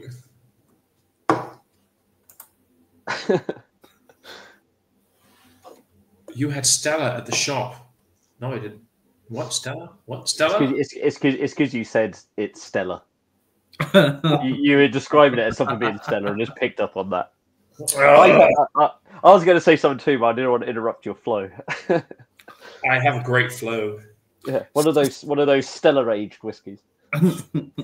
Stella, I think, has become my new macro. Has it? Yeah. Really? Yeah. Even though the ABV has gone down. Oh shit! Yeah, but it's still high enough. So I think that's what's going on at the minute. Is obviously Coors has been dropped down, Carlsberg has been dropped down, Carling's still 4%. But still shit. Yeah, but for some reason the guys at work, what it is. created some fucking weird thing that me being from Birmingham, all I do is drink fucking Carling. So then I have the Carling tie as well. And everyone's got a tie from their local brewery. So like one lads has got a 6-6, when the other lads has got like a fucking Everards and shit like that. So I have to just fit the meme and keep drinking Carling. But yeah, Stella, when I was in Luton Airport, not Luton Airport, in Stansted the other day, it was £7.40 a pint of like almost everything. And I was like, right, so let's go for the highest ABV for the lowest price that is mildly acceptable. And Stella was like £7.05. I was like, fuck it, have a pint of that. And it wasn't bad. It wasn't bad. It was pretty bad, but it wasn't bad. For me, lesser of a lot of evils. Yeah. If I drink macro lager at home, if it's like at a pub or at a restaurant, I'll just see what they have on tap. It's fine. I'll just manage. But if I do buy something for at home, it's always Felton's. Yeah. Felton's for me. And here's the fun thing. I always, and I know people from the UK who feel this. I know people from the US who feel this. They're like, that is one of the best German lagers that is readily available, and we love it. Apparently, you know what they think about it in Germany? Shit. It's get drunk cheap beer. Yeah. You don't see it anywhere other than like shops, really, or like Or it's like, really fucking. Yeah. Adam's saying I knew Kelleher would be. They're 1-0 down. And Paul's asking, what is macro? Not macro, macro, as in MACRO. Macro, as in big. So macro lagers are the Pilsners, the things like Heineken, things like Stella, things like Amstel and Hertog Jan from the Netherlands. Can you guys, Buds, Pools from the States, can you guys name a few great, well, not great, but as in a very knowable British macro lagers? Carling. Yeah, Carlin's the big one. You got Foster's. Yeah. What else is there? It's weird. It's weird now. A lot of it is the Moretti's and the fucking Cruz Campo, Madry, all of that stuff. Yeah. If I don't drink Madry, I'll be a Sadry.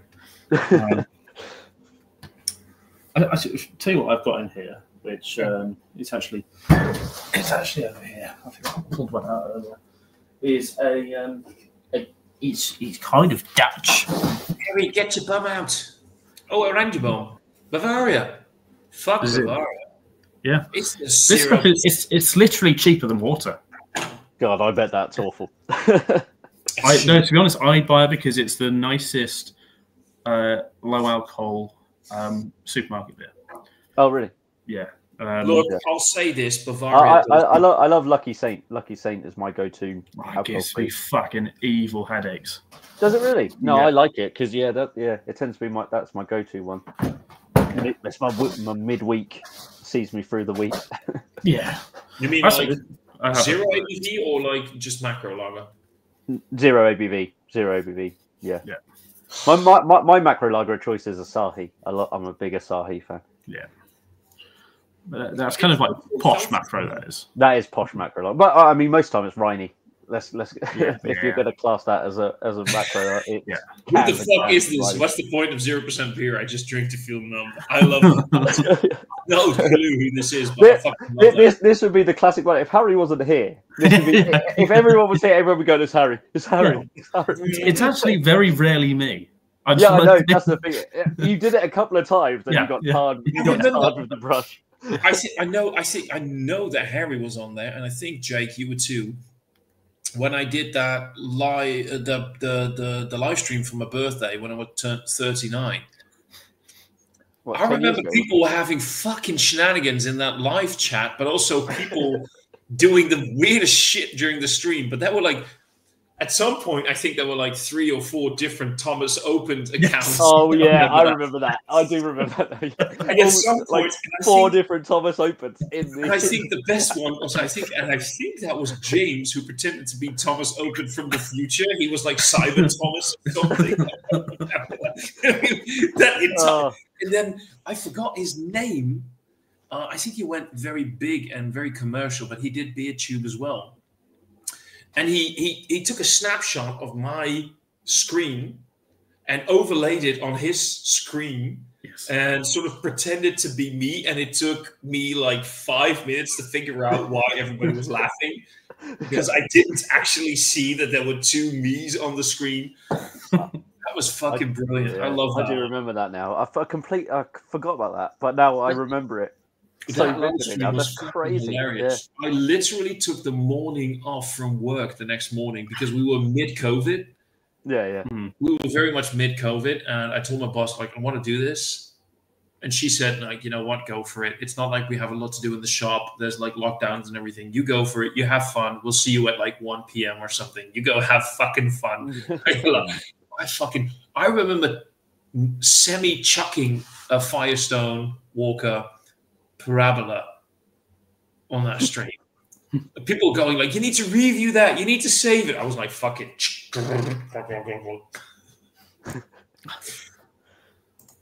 I'm trying to find some of the fucking stupid images. That I like to also make my pretty hand sure feel I've got. numb for other reasons. That's Guys, how much this has to be somebody we know. I mean, Pornhub is. I like to also make my hand feel numb for other reasons. I'm guessing because you know who just suddenly isn't responding in the chat anymore. Adam. I don't know if Adam could be fucked for that. That's fair. Yeah, especially if I mean Liverpool. It's half time at the moment, so you might be a bit bored during the during the match. But it's crazy. It's Liverpool had 56% possession, 186 passes, only had 1 shot. Harry. Newcastle had 9 shots and 3 on target. That's crazy. It's mad. Yeah. I'm just Harry, trying to get. Oh, there we go. I'm going to use this as my virtual background. What's the Right, we just need to guess the person. Oh shit! No, that's not worked. Hang on. Fucking hate having a touchpad. It doesn't work properly. I'll get to that in a moment, Paul. Right. Just give me a moment because I don't know what Harry's doing, and I'm curious. Right. Come on, work, you bloody thing. Oh dear. Well, that's Wow. me.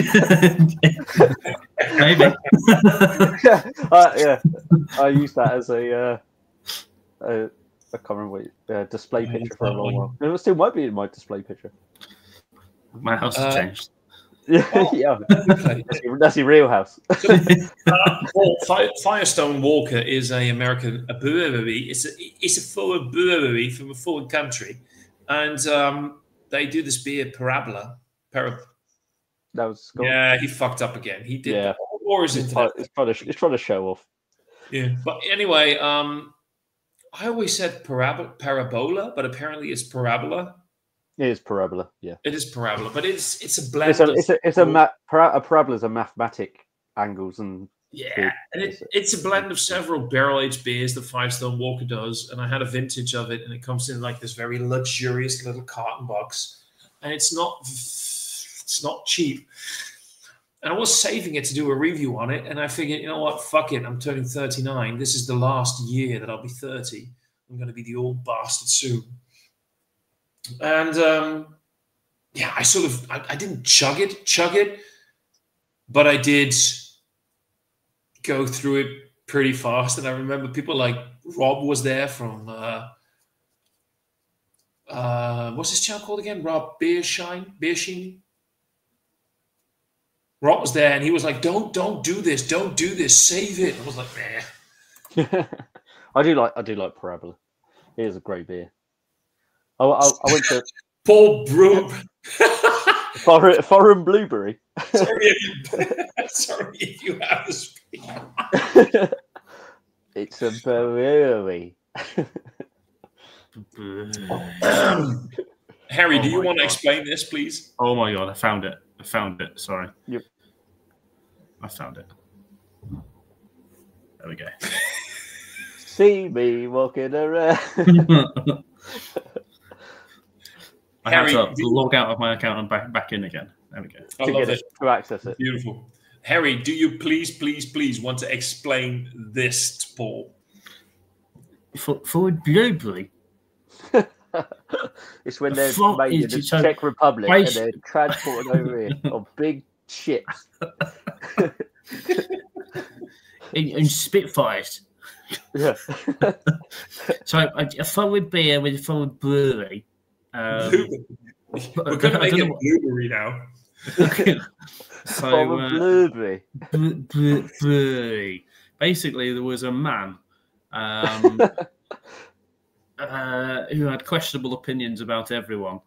He was a big fucking racist, and he was a big fucking. If he was living in America, he would basically suck Donald Trump's cock. Yeah. He speaks like this. I mean, it's a mild accentuation of his own voice, but he speaks. I think his actual voice is even crazier. No. The shit he would say, like, it's a British beer from a British brewery, and things like a Belgian beer from a Belgian brewery, and then a foreign beer from a foreign blueberry. And was it's got very a much- very high ABV. It was very much the sort of he was from the Jeremy Clarkson school of delivering a line. Yeah, and his In the world. he just really wanted to sort of sell himself, and that's the biggest thing. That I mean, and in the end, I suppose when it comes to his beer reviews by itself, he didn't mean anything bad, but his political views just got in the way of things. And it turns out that he decided at some point, when people started calling him out on it, didn't James at one point share his location to the world? I don't know who did that. Yeah. But anyway, it got Harry really... and James went to his town. Yeah. They called him out. This is getting great because Adam's saying blueberry sounds like bread to me. Oh, I'll never forget that. Blueberry. But here it comes. I like Clarkson. It's definitely someone who's in the know. It's definitely someone who's in the know. It's got to be. Oh God! Well, if you're very much like into your extreme right, yeah. If you're very much extreme right, alt right inclined, then yeah, I suppose you're gonna love this guy. Alt right on the night. Oh God! Oh God! Yeah. What a fucking Jeez. time. This is basically, I know basically nobody's watching, but this is kind of why I wanted to do this little hangout, is to just remember those great times we had. Because COVID sucked. COVID was really fucking horrible, but it gave us a chance to really connect on YouTube, and we did the most. Oh yeah, definitely. It was it got us. It was fun. I It was remember. great fun. I remember being incredibly drunk on a live stream with Matt and Keith, and Matt and Keith were at the same location at Matt's house at that point. They were doing barley wine reviews, and I was drinking barley wines. And I was supposed to go to bed, and then I had 2 more barley wines live on YouTube while I freaking drunk dialed this woman that I knew that I was into. I freaking drunk dialed somebody live on YouTube, and I had her on the stream. You had it on the screen. Like, COVID was wild.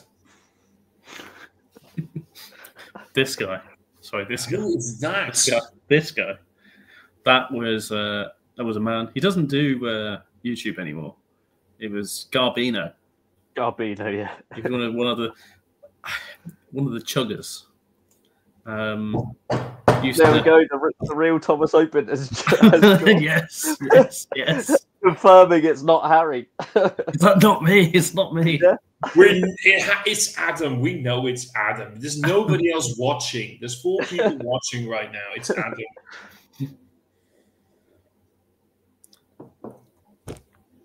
God. Oh my goodness. There's some terrible ones on here. There's always this one. Be in my gang, Oh, the one you just. Oh, I remember the lotion. Lotion. Ainsley Harriet one. Oh, this one's. This thing in his hand. Yeah, man. There has never been a point that cooking looked more like a golden shower than that one photo. I've got it twice. I don't know why I got it so many times. Oh, I've got like. Suicide Mask classics. And then. Why did Mark have a lawnmower in his? That's Rob. I think this is the hi. I'm Ralph from Herbezian Factor one or something like that. Yeah. Oh no, this one. This is the. I'm Brock from Herbezian Facer. Joining me for another video beer review. Hi, I'm Rod from Herbezian Factor. Joining me for another video beer review. Oh, God, I fucking get away from this one. Hi, I'm Ralph from Herbezian Factor. Joining me for another video beer. I can't even guess that one. Oh, I love the fact that Adam is now just trolling this entire chat with 3 accounts: his own, Paul, and the real Thomas Open. Oh, there he is. There's Peter. Yeah. Hello, beautiful. What's he saying? Massive amounts of it. We always shout about massive amounts of it. Who's the 8 with the lawnmower? That's that one. It's him. And God, he used to eternally be on another Mark. Yeah. Is Mark still alive? He's still alive. And then Tenant Soup. and my old channel, Hop Fix and Chill. Oh God, I remember those Hop Fix and Chill. Yeah. This the thing. If we want to do like more live streams, you probably need to like share it out because it very much got to just Craig doing them. Yeah, and we'd all jump on Craig's because he'd do them every week, and that's and now there's did you go fucking Sammy from Australia? Yeah, he did a fucking 15 or 16 hours. Yeah, I was part of that for at least a little bit. Because it was Monday morning and I didn't have to go to work. Wait, I'm gonna jump in like 20 minutes. I'll leave in 19 then. Yeah. So if we're gonna go on for longer than that, I'm just gonna skip dinner, and dinner will be like chips, crisps, whatever you want to call them, and whatever. But what were we talking about? People doing live streams. Oh, Sammy, he went on like 15. It was fucking insane. I woke up on a Monday morning and he was still going, and I was like, but I just watched a bit, and there were people joining, and I actually at one point joined him for because it was a free Monday, and I had nothing to do, and I just drank coffee, and I had like the tiniest bit of wine because he was drinking wine, and I had an open bottle of a lovely little Malbec, and it was fucking insane. And after like 16 hours, at some point, he just quit. He kept going. 16 hours, mate. That is fucking... And here's the thing.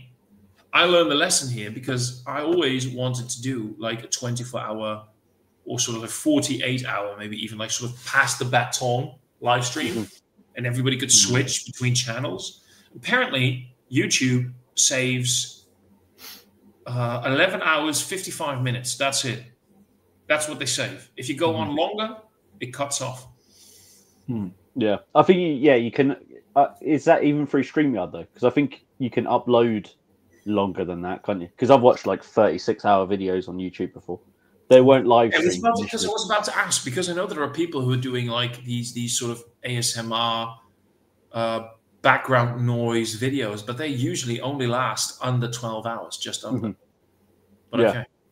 Yeah, I think you can. Yeah, it might cut off after, but you can then upload the full. Yeah, it's weird. There's weird ways of getting around it, I think. Could be. Oh Christ! I'm getting many messages. I never noticed. There's nothing in. Okay. I can Right. I'm going to jump off now, guys. Gotta go and make some dinner. go for it.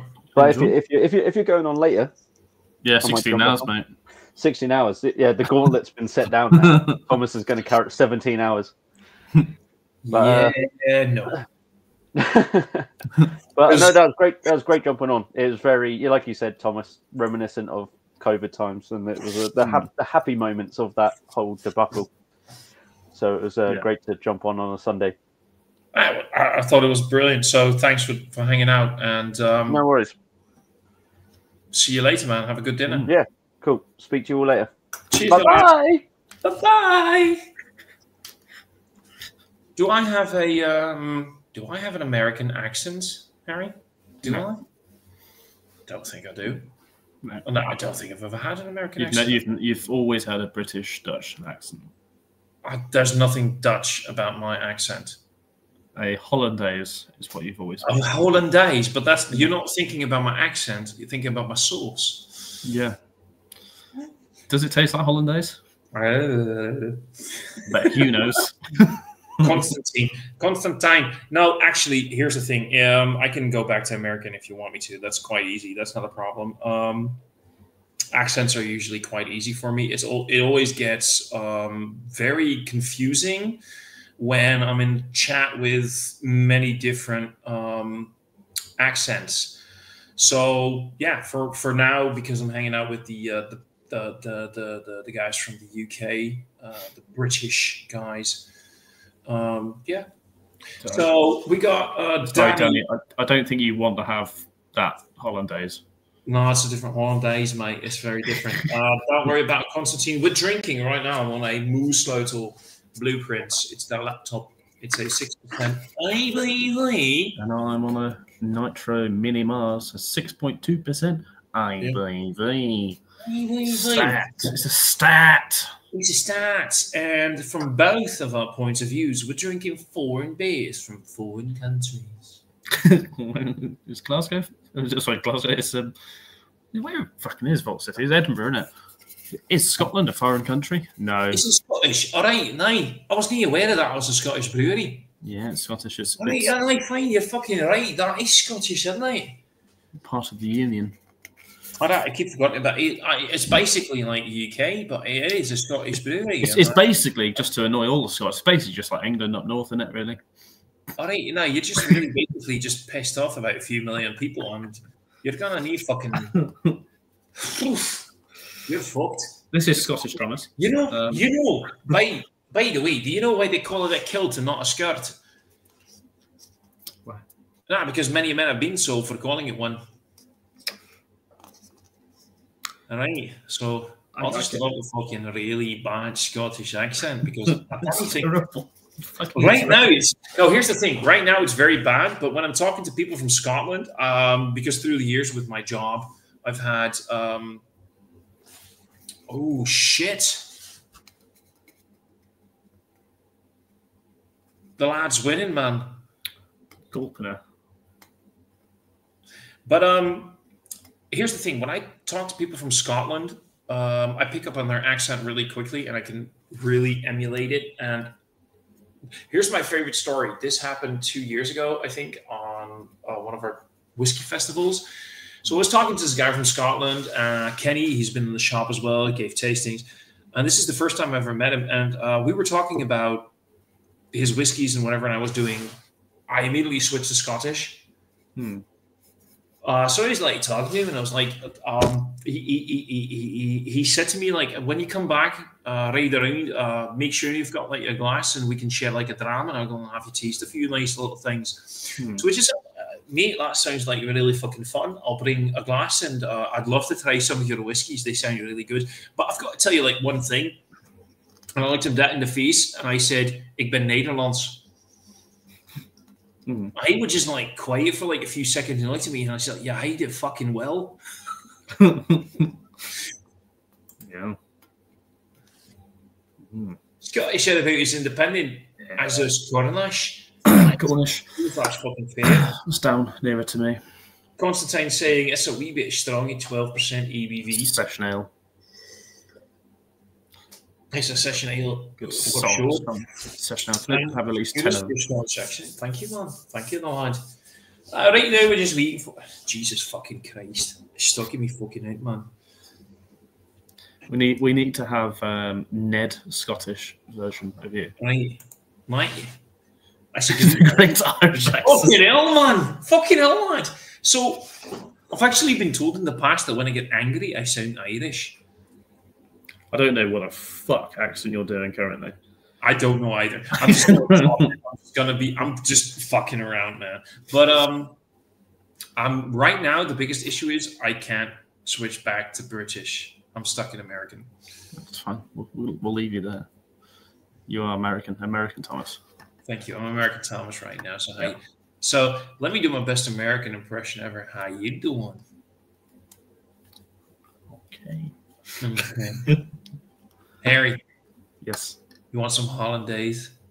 None of yours, honey bun. I've already had Hubert's this morning. So you're still on that Vault City. Yeah. I'll probably have one more and then switch on to whiskey or something. Yeah, But, I'm kind of craving whiskey, but I only have like some cheap shit hanging around. But I might have a whiskey as well. Yeah. Uh, is useless. Is it bad? Is it bad? I need to get the game up. yeah, Scottish is a lot more fun. I swear to God, Constantine, if I do speak Scottish with Scottish people, they're often like very confused where I'm from. And I've been told that I'm from Aberdeen. I've been told people thought I was from Glasgow, but it goes all over the place. But mostly it just freaks people out. But yeah, there we go. Anyway, what is everybody? So Constantine, you're drinking the Groper. Danny, what is your poison of choice right now? And Adam's being weak because he's not drinking any alcohol. Adam's team are losing to Newcastle 2-0. Oh, that might mean he will be drinking alcohol soon. Yeah. That's a good thing. I didn't see the goal. I've just flicked onto the games on the background. But Yeah, I have no idea. You know what? You know what's the most fun thing about these live streams? You can shut yourself off from the world, and you have no idea what's going on. yeah. I've no idea what is going on. So this is weird. We had like, if I tell you 30 meters, do you know what it is? Wee. Yeah, wee. It's not a wee. It's not a wee. It's a big wee. So we had like somewhere in the south of the Netherlands, there was this huge tower called the Wilhelmina Tower. Hmm. It's in Valkenburg. People woke up this morning and they were like, "Where is it?" Let's go.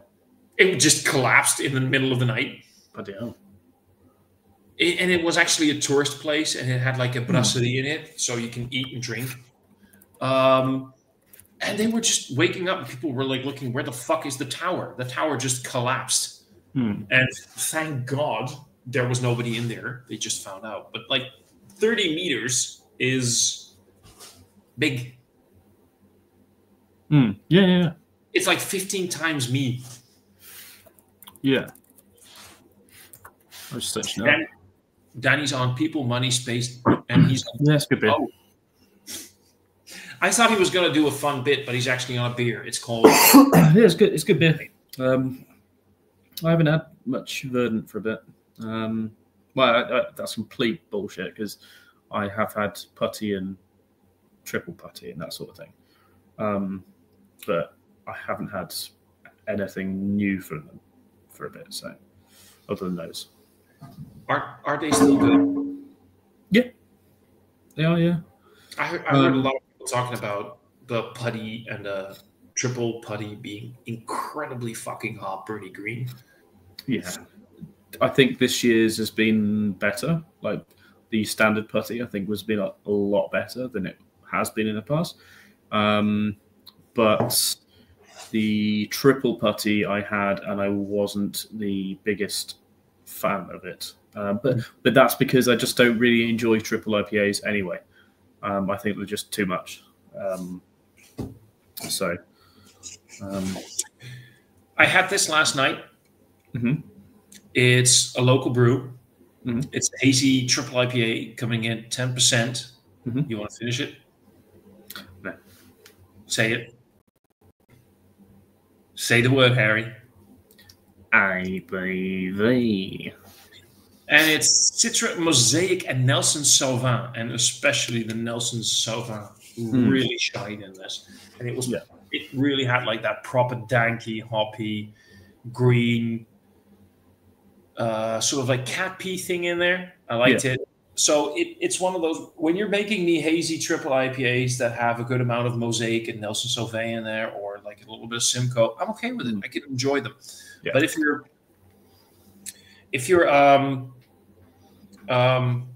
Tipas are loaded with fucking Enigma and Galaxy and like, I love Sabro, but if you put it in a hazy triple IPA, it gets to that overtly sweet coconut thing going on. Yeah. After like a third of a can, I'm done. I'm okay. Yeah. You know, I'm not saying they're bad, but they're too much. Yeah. Yeah. I just don't enjoy the combination of that much kind of alcohol, booze sort of thing with the and also residual sweetness. It's always a lot sweeter, and I just don't enjoy that. Double IPA, I think, is perfect kind of balance. Like a 7%, 6.5%, 7% IPA, I think that's perfect. And then like an 8% double IPA or something like that, or 8 or 9%, whatever, that's good as well. I think when you go, yeah, but it's already getting there. It's when they're like the 8%, 9%, they're already getting there. Yeah. For me, like anything between 4.5% and 5.5% ABV in like the pale ale IPA world. Yeah. I'm laughing. I'm fucking loving that shit, and it's fucking amazing. And if you can get stuck on that, I'm happy. Yeah. 7% is good session strength. I think like 7% for like an American IPA, yeah, it's absolutely fine. But you don't see them around that often anymore. I mean, I do actually have an American IPA that I've got for Adam, which is 7.5, and it's like proper. But that's the one that tastes like just proper liquor. Yeah, I got something similar in the fridge. I'm curious what's going to be out. So apparently, it's not cognac barrel aged; it's Scottish whiskey barrel aged. That'll be a son of a gun. That could be many things, of course. He says, let's pour. Tell us what it's like. Danny's saying 7% is a bit strong. Isn't it? Yeah. Isn't it? I don't know. I think it's fine for a IPA. I love it when I'm showing people around the shop and they don't know about beer that much and they just drink like Carlsberg, for example, or like Heineken and shit like that. When they see a beer that's like 7% ABV, that's very high for a beer. That's very strong, isn't it? Oh my God. That's going to get you drunk really quick. No. Well, yes. Yeah, but Green King IPA isn't a fucking IPA. Let's be honest with that. If you like, start it. Green King IPA is what, 3.4 or something like that, and around where I live as well, we've got Henry IPA from Wadworth, which is 3.2 or 3.4, and again, it's not an IPA. It's a ABV adjusted IPA that was created. It was obviously much stronger, but then they dialed back the ABV on it during World War One, I think it was, because they couldn't get the malt quite as easily, so they dropped the ABV down. So I think Green King IPA used to be like 5-6%. I do have a book somewhere that shows it. Surely they know best. Surely. Yeah, winning awards is very important. It really is, because winning awards are never rigged and no money is involved at all. Big fan of double IPAs. They like to try bitter aftertaste.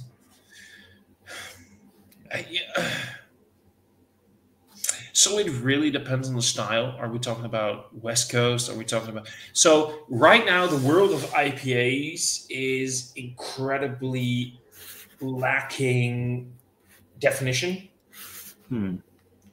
Because I've seen beers labeled as hazy IPAs, and I'm like, am I drinking a New England style IPA or am I drinking a West Coast IPA? I've had New England style IPAs that were incredibly towards that West Coasty bitterness. And let's not forget, and I mentioned this in a lot of my reviews, Heady Topper and Vocal Bank, which are basically the two OG New England style IPAs. Right, Harry? Yeah. They were bitter and skunky as fuck. Yeah. The original Heady Topper was a bitter IPA, and it was a hazy New England. The hazy New England IPA, because they were more like that, they also had the more tropical fruit, like ripe pineapple, mango thing. And at some point, people focused on that too much. You know, we got the incredible, like the, what was that yeast called again? I want to say Vermont yeast, but it wasn't. Yeah. Was it? Yeah, Vermont yeast, that exists. Yeah, everybody wanted to use it because, you know, that creates the perfect hazy IPA. It got fucked up. It got really fucked up. And we really lack definition. And we talked about this a little bit earlier during the stream when right now there's hazy West Coast IPAs. Yeah. I have to let it breathe and settle it. I definitely noticed the whiskey barrel thingy. Very complicated beer, this. All right. That's good. I like filter beers. Clear is best, but I understand those vegans have to. It's good. I appreciate that. I wish that Keith was here right now because Keith is vegan. Yeah. That could have been so funny. Would love to join one of these sessions someday. Hope I'm not speaking. You're not speaking online, man. I mean, at some point there's been... Look, Constantine, at some point you might want to hit me up through Instagram or something because we can talk about this. We usually don't let all the viewers join the stream just like that. I mean, I know Sammy does. And Sammy's had some interesting people on his live streams. He'll just drop the link in the chat going like, join if you wanna. So the thing I used to do was just like find a StreamYard link from some random live or something and then put it in the fucking group chat. Yes. Like, come and join the live. Thank you. That was lovely. It was a fucking That was hilarious. really, I thought you were going live and fuck you very much, Sebastian. I was literally on the live stream for half a second and I looked around like, I don't know these people and I fucked off. And I checked the live stream and people are like, what the fuck just happened? Yeah, just hit me up, man, and we'll see what happens because I'm going to give Keith... Where's Keith? When did he post that message? I'm just going to quickly check. 93 20 minutes ago. Yeah, it was actually 20 minutes ago. So any minute now. I hope so because I don't want to do this for like hours and hours at some point because it's nearing 7 p.m. here. I should have dinner at some point or I'll just eat junk food. Who's Keith? All right, are we being fucking trolled again?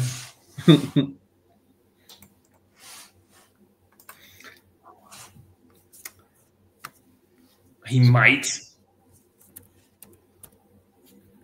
Just getting the score in the game. It's still 2-0 to Newcastle. Yeah, I think I'll probably like stay on for another until maybe 2 hours 40, and then I'll jump off because I need to do some shit tonight. Yeah, mate, same here. I'm okay with doing this for a little bit longer. I'm just going to see what happens if Keith pops on. But yeah, like I said, I do have...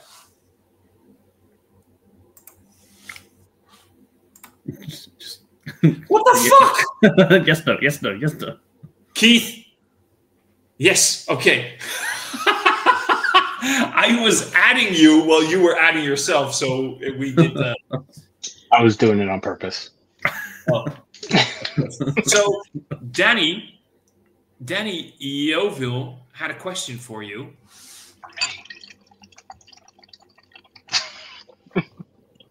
I am Keith, and I don't physically hug trees, but I do like trees. Okay. I am a fan. He also mentioned this.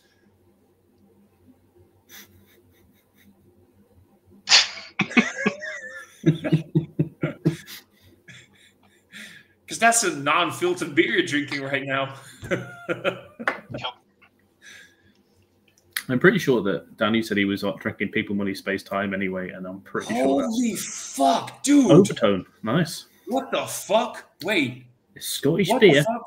being consumed by an American man. Did you bring that back or something, or was that available in America? No, I brought it back from the Isle of Man when I was there in September. It's random to even see it in the Isle of Man as well. Yeah. There's a place called Hops, and husband and wife own it. Yeah, I met them. They're crazy. Yeah, she's from New York and he's Scottish, so yeah. I'm assuming that he knows. He knows either people at the brewery or whatever. Because I know when I was there, he got a couple different Scottish beers. One was like one must have been like a microbrewery kind of thing because their labels were very seemed very dingy. Not dingy. They were cool labels, but they seemed like printed on a home printer. Nice. Yeah, I see. I'm going to show you, Keith. I'm going to show you one thing. His ass. Oh no, that's that. Keith, if you're a member of the Moorslotel Guild, I stopped being a member, by the way, because the beers were boring. Yeah, I see it. Did you drink it already? No. Okay. Drink it now. It's a 14% ABV fucking... Just chug it. Let me read this out. Let me read this out. Okay? So, blah, blah, blah, blah, blah. A Belgian beer from a Belgian brewery. Indulgence 23 is introduced to you by our brewer and barrel master, Michiel. Indulgence 23 brings together a blend of 3 stout styles, each aged in its own carefully selected bourbon barrel. First, a robust 16% stout aged in Heaven Hill barrels, delivering that classic bourbon depth we love. Next, a rye stout aged in Sazerac Rye 2 barrels, adding rich umami complexity. Finally, a sticky 45 Play-Doh stout aged in Eagle Rare barrels, where deep leather notes meet toffee, orange peel, herbs, and oak. Eagle Rare is rare and highly sought after. It's not rare. We sell it in the shop all the time. Yeah, it's rare and highly sought after. So we're thrilled to get our hands on these barrels for indulgence. You know what? I might actually open this right now. Chug it. Get your butt funnel out. I'm doing an enema with it.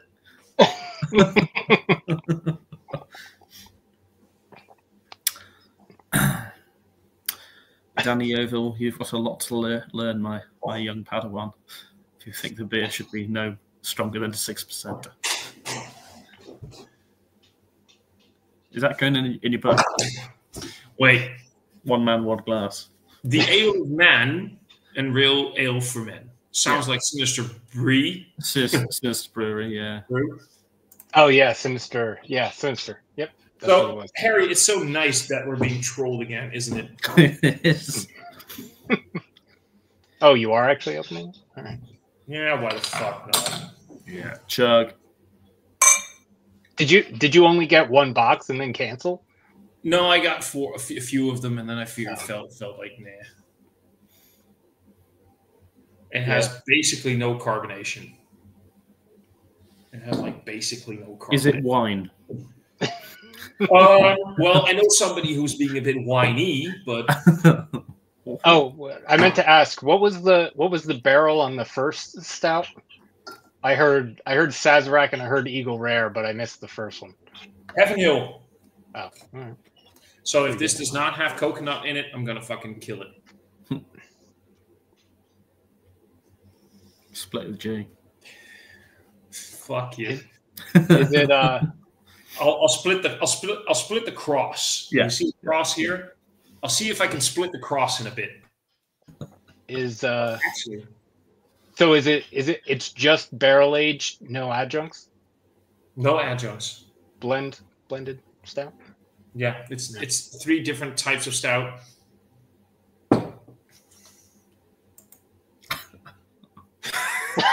I don't know who this is, but I love this guy.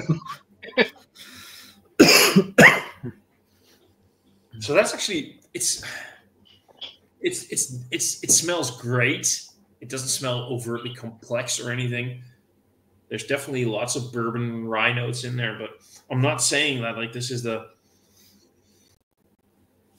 So shall we see if I can split that where it meets? You see what I mean? Yeah. What are you saying? You saying you're going to drink that much, at least? In one gulp. Go for it. Be a man. Yeah. Split the Do spanners. the whole thing.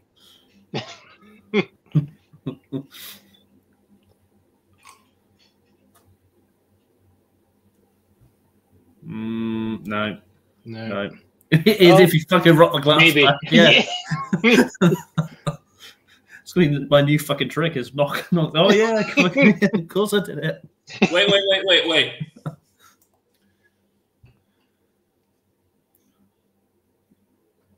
No. You were supposed. You're still ticket. You were supposed to get below it.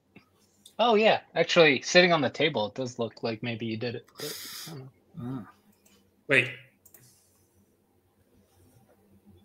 Yeah. I think you were a little touch below it, actually. No, you were below it.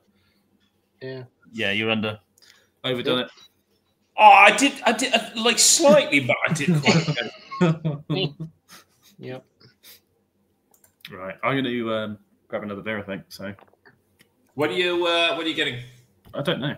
I don't know. I might get a pale that I bought today. But having said all that, it really is, and this is my problem with Moerslotel these days, Keith. If and when you do get to the Netherlands, I can guarantee you when you try some of their beers, especially like their barrel aged stuff and their bigger stouts, like their pastry stouts and everything, you're gonna love them. But if you try 3 of them in a row, you're going to say like they're basically the same. Mm-hmm. And that's the problem with Moerslotel. They make great beers, but they have a few recipes and they just tweak adjuncts and or barrels. So if you see like an 8% double IPA, it's always the same recipe, but they just tweak the hops. And I know many breweries do this, and that's fine. And I don't mind it if the beer is good, but it means that I don't need a subscription to them. Because if I get like 10 pastry stouts in a box that are all 10% ABV, it's the same beer. Just yeah. Danny, you're not wrong. Yeah. So how's life? It's life. Yeah. It's fine. I get it. It's not bad. It's not overly exciting, but you know. Okay, cool. Or at least not at the current moment. But yeah.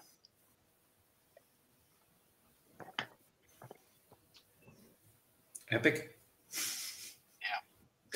Oh, might be actually. What?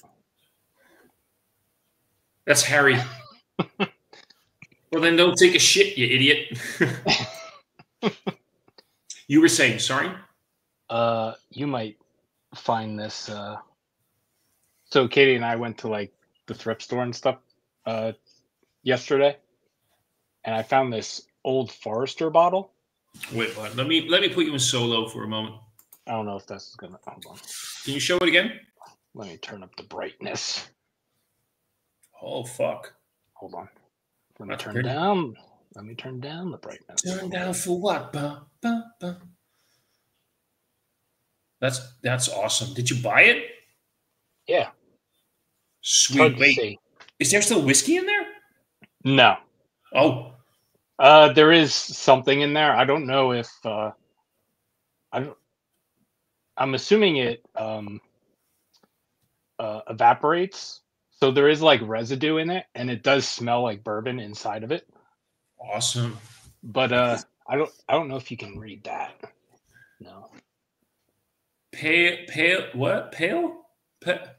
It says it was made fall 1963, and it was bottled fall 1968. Jesus, that's fucking awesome, man. But yeah, it's like an old decanter bourbon, Old Forester bourbon bottle. Jesus, I love fucking that. Christ. Why is now someone's trolling me? I love it. It's defo Adam. There's not many people who have that image. So, right. So I've gone for another one I got today from Inner Home in Newbury. So this is Renegade Brewery. They used to be called West Berkshire Brewery, and they won't go in. It's a very long story why they renamed themselves. So they've started doing a couple more interesting cans. This seems to be like now a core range sort of New England hazy. It's called Hazy Rider, a New England IPA, 4.8%. So it's sessionable, easy going. And let's see what it's like. If you let me, I'll be your hazy rider. Okay. Can be arranged. I think, in fact, Hugh wanted to be my hazy rider. No, I can't get under it. Euphemism. Right. There we go. Use that. There we go. So let's pour it out. See what it looks Want to have a like. good laugh?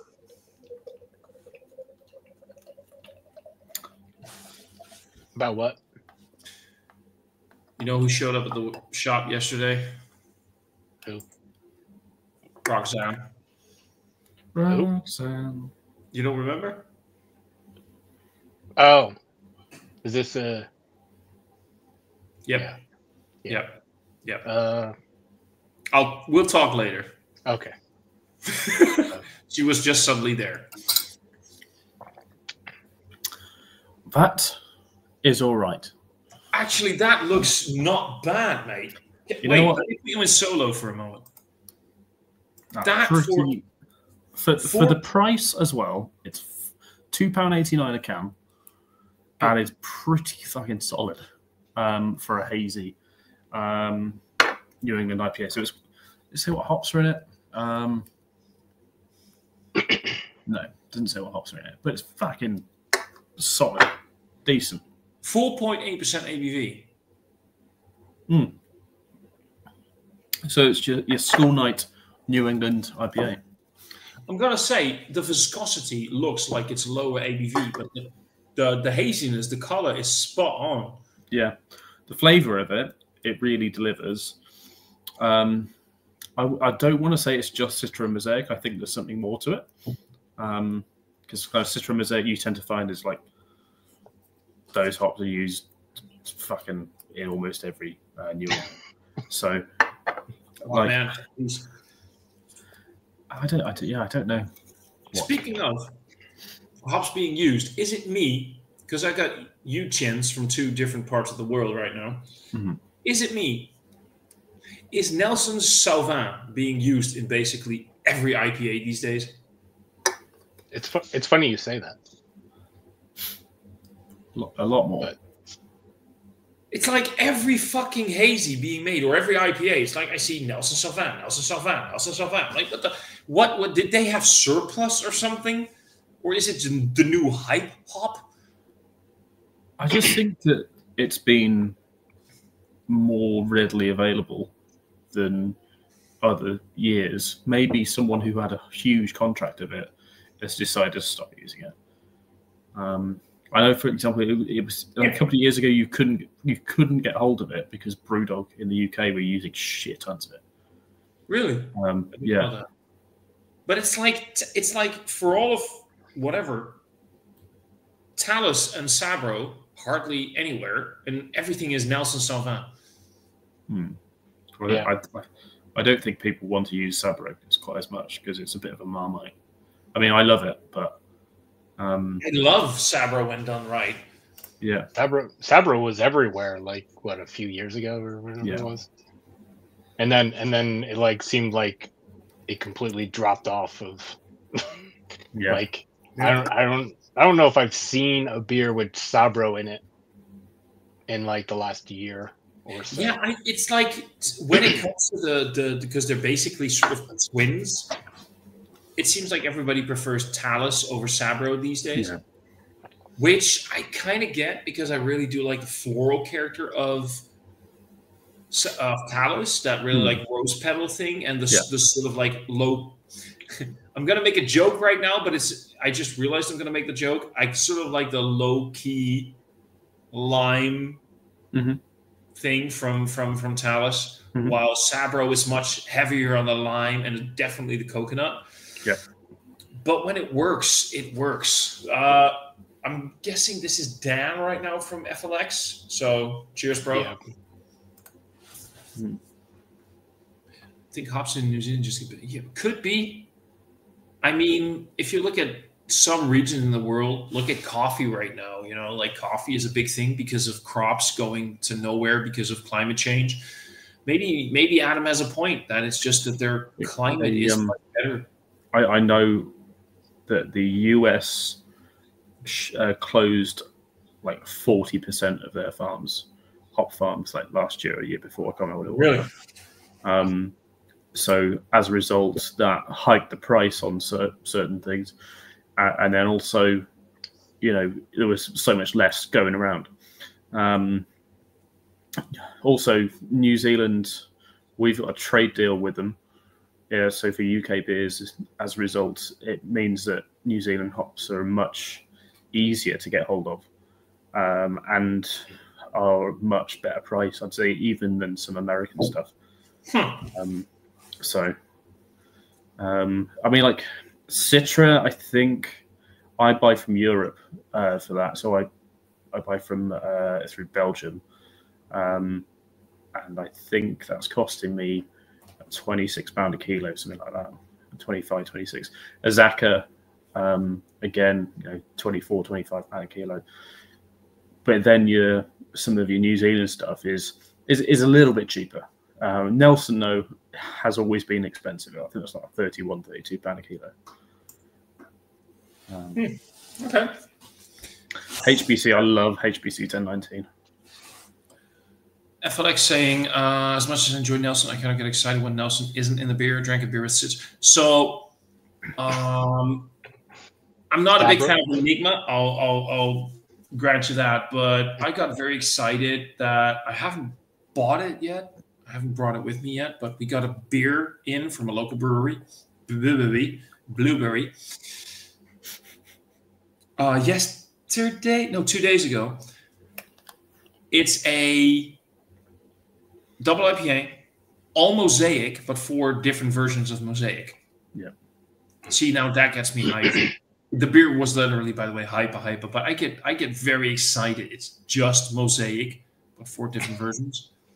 We're also being incredibly nerdy right now, talking about hops. Yeah. No, it's my life. Yeah.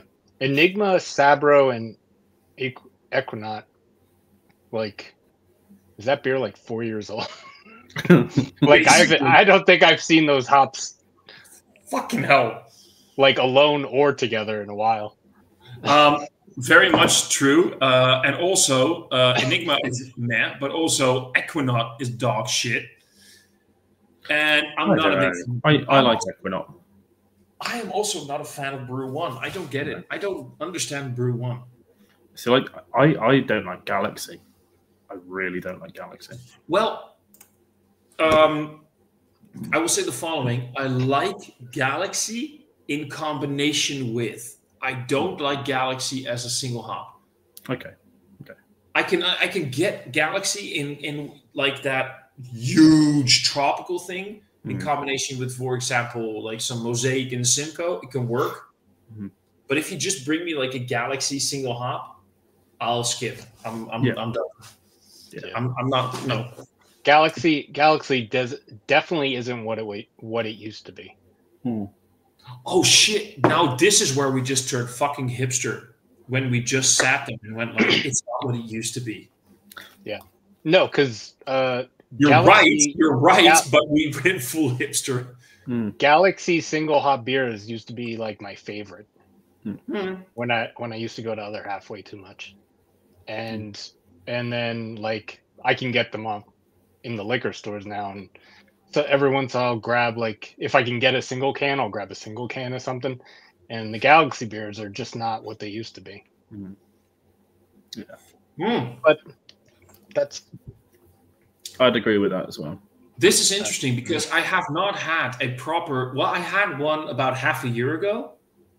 I have not had a single, a proper single hop Simcoe in a while. But Simcoe really did like it.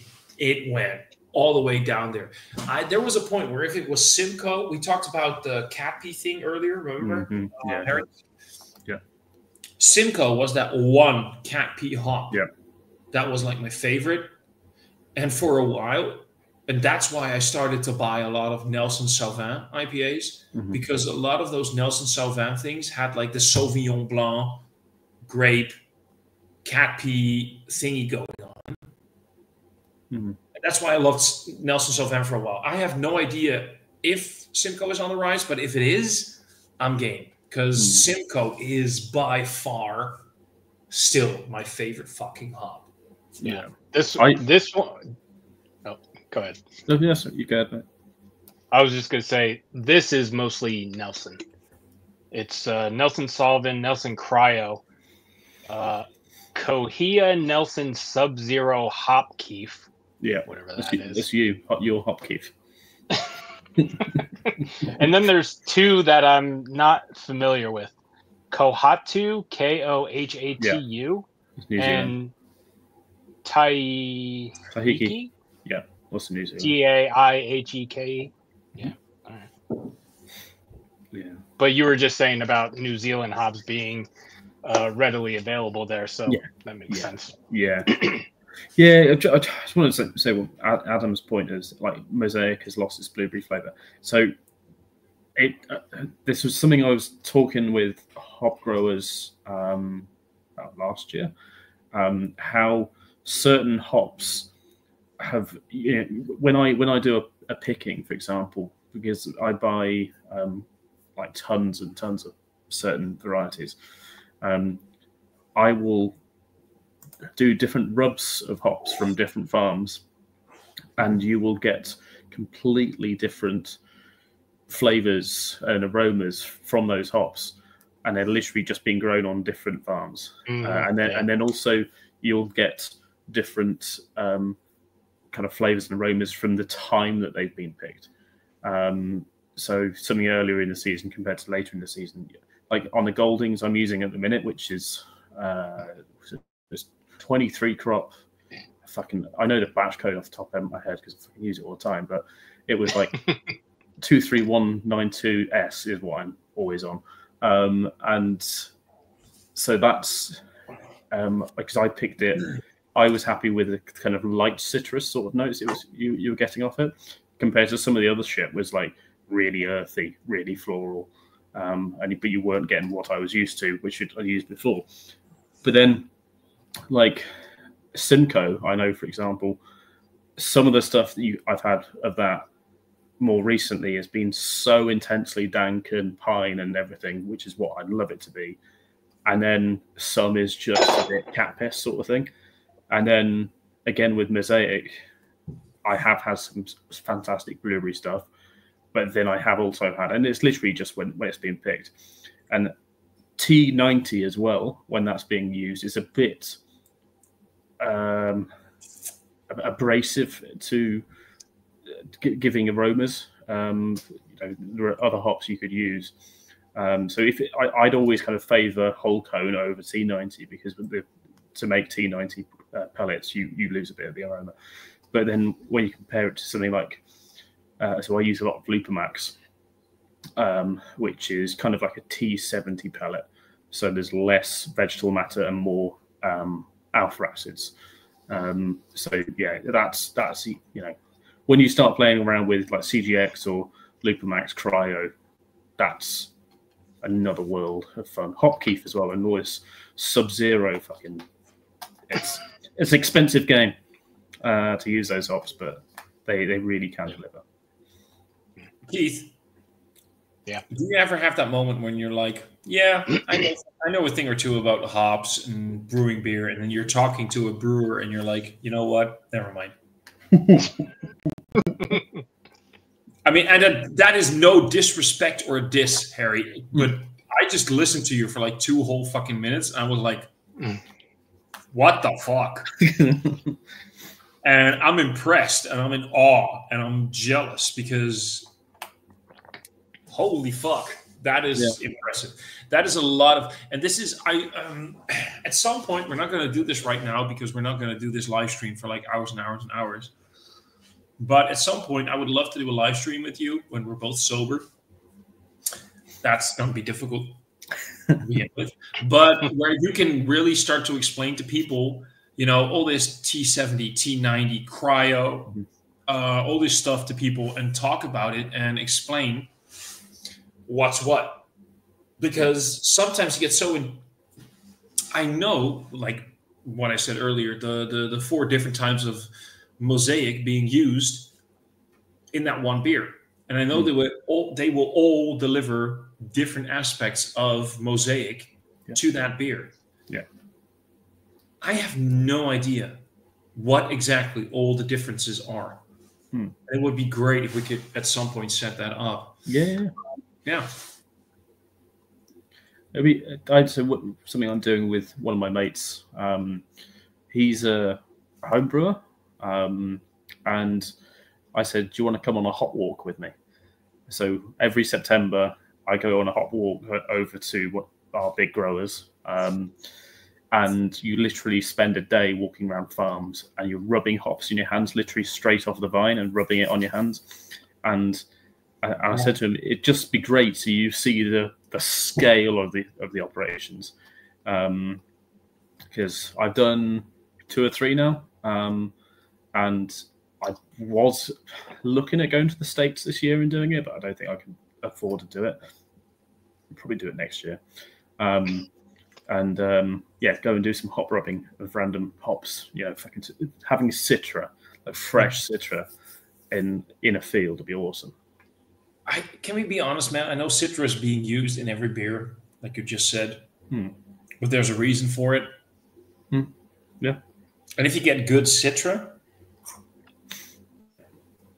that's great.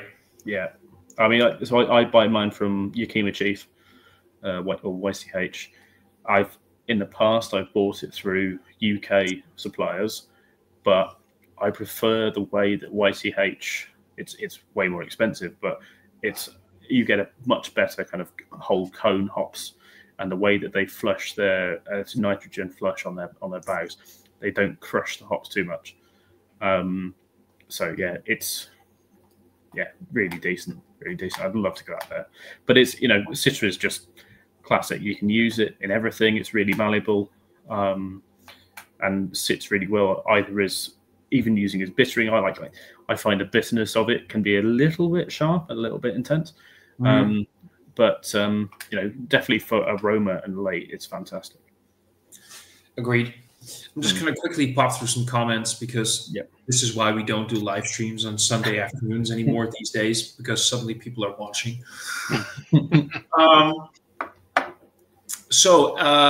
Dan, I'm assuming still Dan, I think it's Dan who mostly manages, says, from time to time, I still get the blueberry and select brews. It's exciting when I get it. Adam's saying other half beers are becoming massive shelf turds here. Same. I see them pop up. If we were talking like 3 or 4 years ago, if things like Bottle Logic popped up at 40, 45 euros a bottle, everybody was buying it, and now they become shelf turds. Because it's not when there weren't other options, it was awesome. Yeah. But now that there's cheaper beers that are just as good or better, it's like, why am I paying twice as much for a 4-pack or whatever? And also, there's people who are noticing that some of these bottles are no longer like the Bombers, but they're becoming like 500 mils. Mm-hmm. But still the same price, so you're getting less beer for the same or even more amount of money. Adam's saying Spectrum hops seem to have fallen out of flavor. That's a liquid hop extract.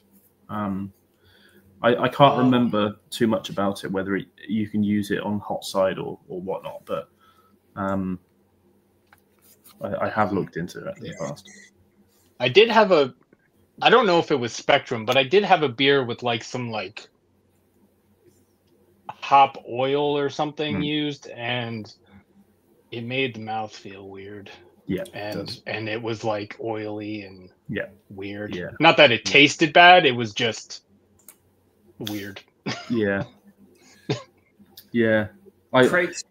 I've done like cold dosing in the past with these hop oils. Like I was given like a can of Bud or something like that, and put into loads of different glasses, and then you just dose with different oils and see how you change the beer. So this is cold dosing, which is not what they recommend. They prefer hot dosing, but trying it, and I was like, this is not a good way of like promoting your product. But it was like everything was going oily, and they were saying, just 1 drop, and some people were putting like 3 drops in, and they were just obliterating their palate for the rest of the day because they just had oil. It's not good stuff. Yeah. So we got Craig saying evening. Hey, Craig. Dan saying, I'll just chuck some incognito straight. How about no? Do T45? I don't think they do. They may still exist, but I don't think they're labeling it as much anymore. Probably. So T45 is cryo. So T45 up to cryo.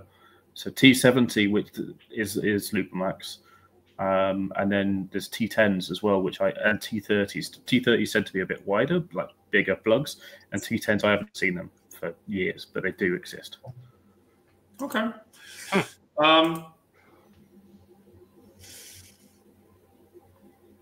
This means something for people who follow football, or as Keith would say, soccer. It's 2-1, I think. The entire chat just changed into wondered why you were here, Adam. Because we played crap from 10 minutes in. To be fair, Newcastle are really up for it. We just sat back all the way since the Plymouth game just stopped trying. Okay, well, I ain't no fuck all about fucking football. Footy. I don't even know a thing about fucking footy. Footy, innit? Footy. Fucking footy.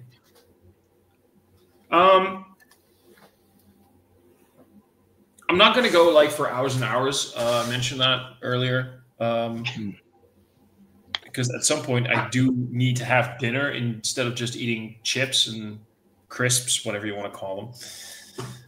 And I'm very tempted at some point to get takeout, but I'm not gonna. I didn't know it was live, unfortunately, Thomas. Well, I am actually alive. This is the thing about me. I live. I am alive. I'm always live. Not always live on YouTube, but I'm always live. And this annoys many people, mostly my co-workers and those who employ me. But that's fun. That makes life really worthwhile. But anyway, very quickly, Keith, you're doing good. You're drinking your beer, but Jesus fucking Christ. How? What else is going on? Because we haven't talked in ages. I don't know. I'm just working and stuff. I don't drink as much as I used to either. I've been But you're not drinking any less either. not really, and it's not even like intentional or anything. I think part of it's just because like I've been working a lot, so like by the time I get home, I just like eat dinner and sit down for like an hour, and then I have to go to sleep again. Agreed. So it's like, Same. Living with their life. yeah, exactly.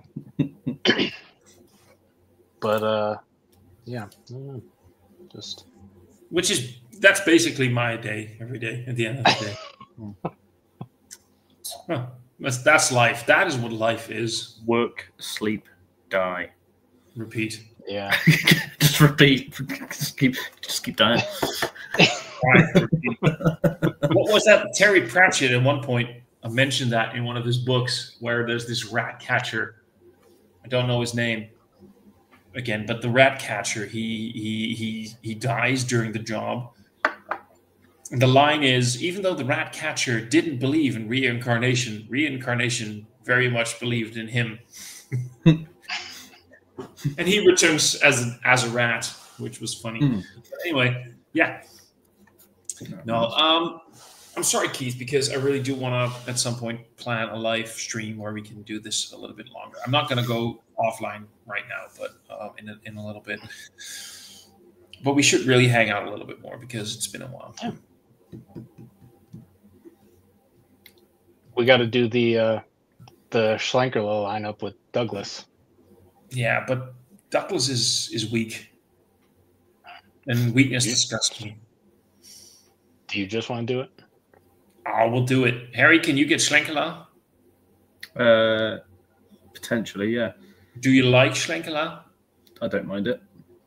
Do you want to do a live stream? Do you want to do a live stream? Drinking smoke beers. Yeah. Oh, Jesus. I saw this fucking video that was put together. And it was like, oh, God, it was so bad. I wish I shared it with you guys. I can't find it anymore. It was like you see Anna knocking on the door. Do you want to build a snowman? And you hear this buzzing sound from inside the room. It goes like, fuck off, I'm so close. But anyway, yeah, I'd love to do that. I haven't seen Douglas on a live for literally years. So Douglas, when was the last time? Let me quickly check this. When was the last time he even uploaded a video? At some point, Douglas got famous for doing many unboxing videos and no reviews. Yeah, that was like that became a thing. It wasn't even beer. It was just, the fucking Oh, yeah. Oh, sorry. I said the wrong word, didn't I? There's tons of dildos. Just all of them. Beers with Douglas. Beers with Douglas. Going to his channel. His last video was uploaded. Oh, shit. His last video was uploaded 11 months ago. Wow. And before that, Check into a welfare check. Make sure he's still around. No, we talk regularly. But here's the thing, Keith. His last video was a review from a Belgian double. Do you know what his second to last video was on his channel? Was it one that we did together? It or was was the- it? It was the Schlenkerla video where we did the Erl. Oh, wow. That was last Literally, year. that was literally a year ago. That was the last. Fucking hell. No, but Douglas has things to do and miles to go before he sleeps. And this is the fun thing. These guys have lives, so they can do other things. I do not have a life, so I have time for YouTube. Yeah. Am I hitting a sensitive note here somewhere? Or No. Right, chaps. I think I'm going to shoot. That's okay, man. I think it would probably be a good idea that I'm just going to end this in a couple of minutes and make something in terms of dinner. Sustenance. I'm going to do much the same. I think get some sustenance in me and do a few jobs. But yeah, it's been great to see you as well. Keith doesn't know this. Could you explain, please, in the last couple of minutes of this live stream? Please do tell us about your evening last night. My evening. It was my day. I met a man. His name is Hugh. And so Hugh was over in the UK for the first time in a very long time. We drank copious amounts of liquid because now he's fucking back off to Mexico. This much. Yeah, we had so much beer. Just so much. And at the beginning of this, I was nursing a hangover. I mean, I've still got a hangover. But, you know, you got to drink your way through it. And literally, Keith, he's online so he can cure his hangover with more alcohol. Yeah. When he started this, he started with tea and water. This is not a joke. Yeah. Sorry, I'm saying that wrong. Water. But that's how he started this live stream, with tea and water. And he's now on his third ale. Yeah. And he has been contemplating cast strength Boonhaven, just so you know. Yeah. It's almost like it's fixed me. Alcohol is good for you when you've had other alcohol. Yeah. How about I have a good idea. How about I'm going to just end the stream and then you can fuck off when you want to, and Keith and I can hang out a little bit behind the scenes and we can chat up for like a couple of more minutes and we can both do our thing, because I'm guessing Keith has some things to do because it's like 2 p.m. there? 2:30. 2:30. Oh, right, yeah, I just noticed the time. So anyway, we can just we'll just chat a little bit behind the scenes. A couple of minutes difference. That's about Yeah, I don't even sleep anymore these days. I just lay in bed. That's all I do. This is why Thomas doesn't like football, as Utrecht FC has taken his Douglas away. Well, his favorite team, Douglas's favorite team is. Please say Groningen. Groningen. There we go. Love it. Winschoten. Musselkanaal. Stadskanaal. You heard the word. You heard it. I know what you heard.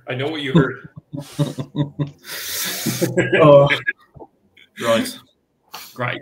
Gents, this was a lot of fun, and we'll definitely do this a little bit more. Clearly. All right. So, cheers. Tally ho. And bottoms fucking up. All right. Bye-bye.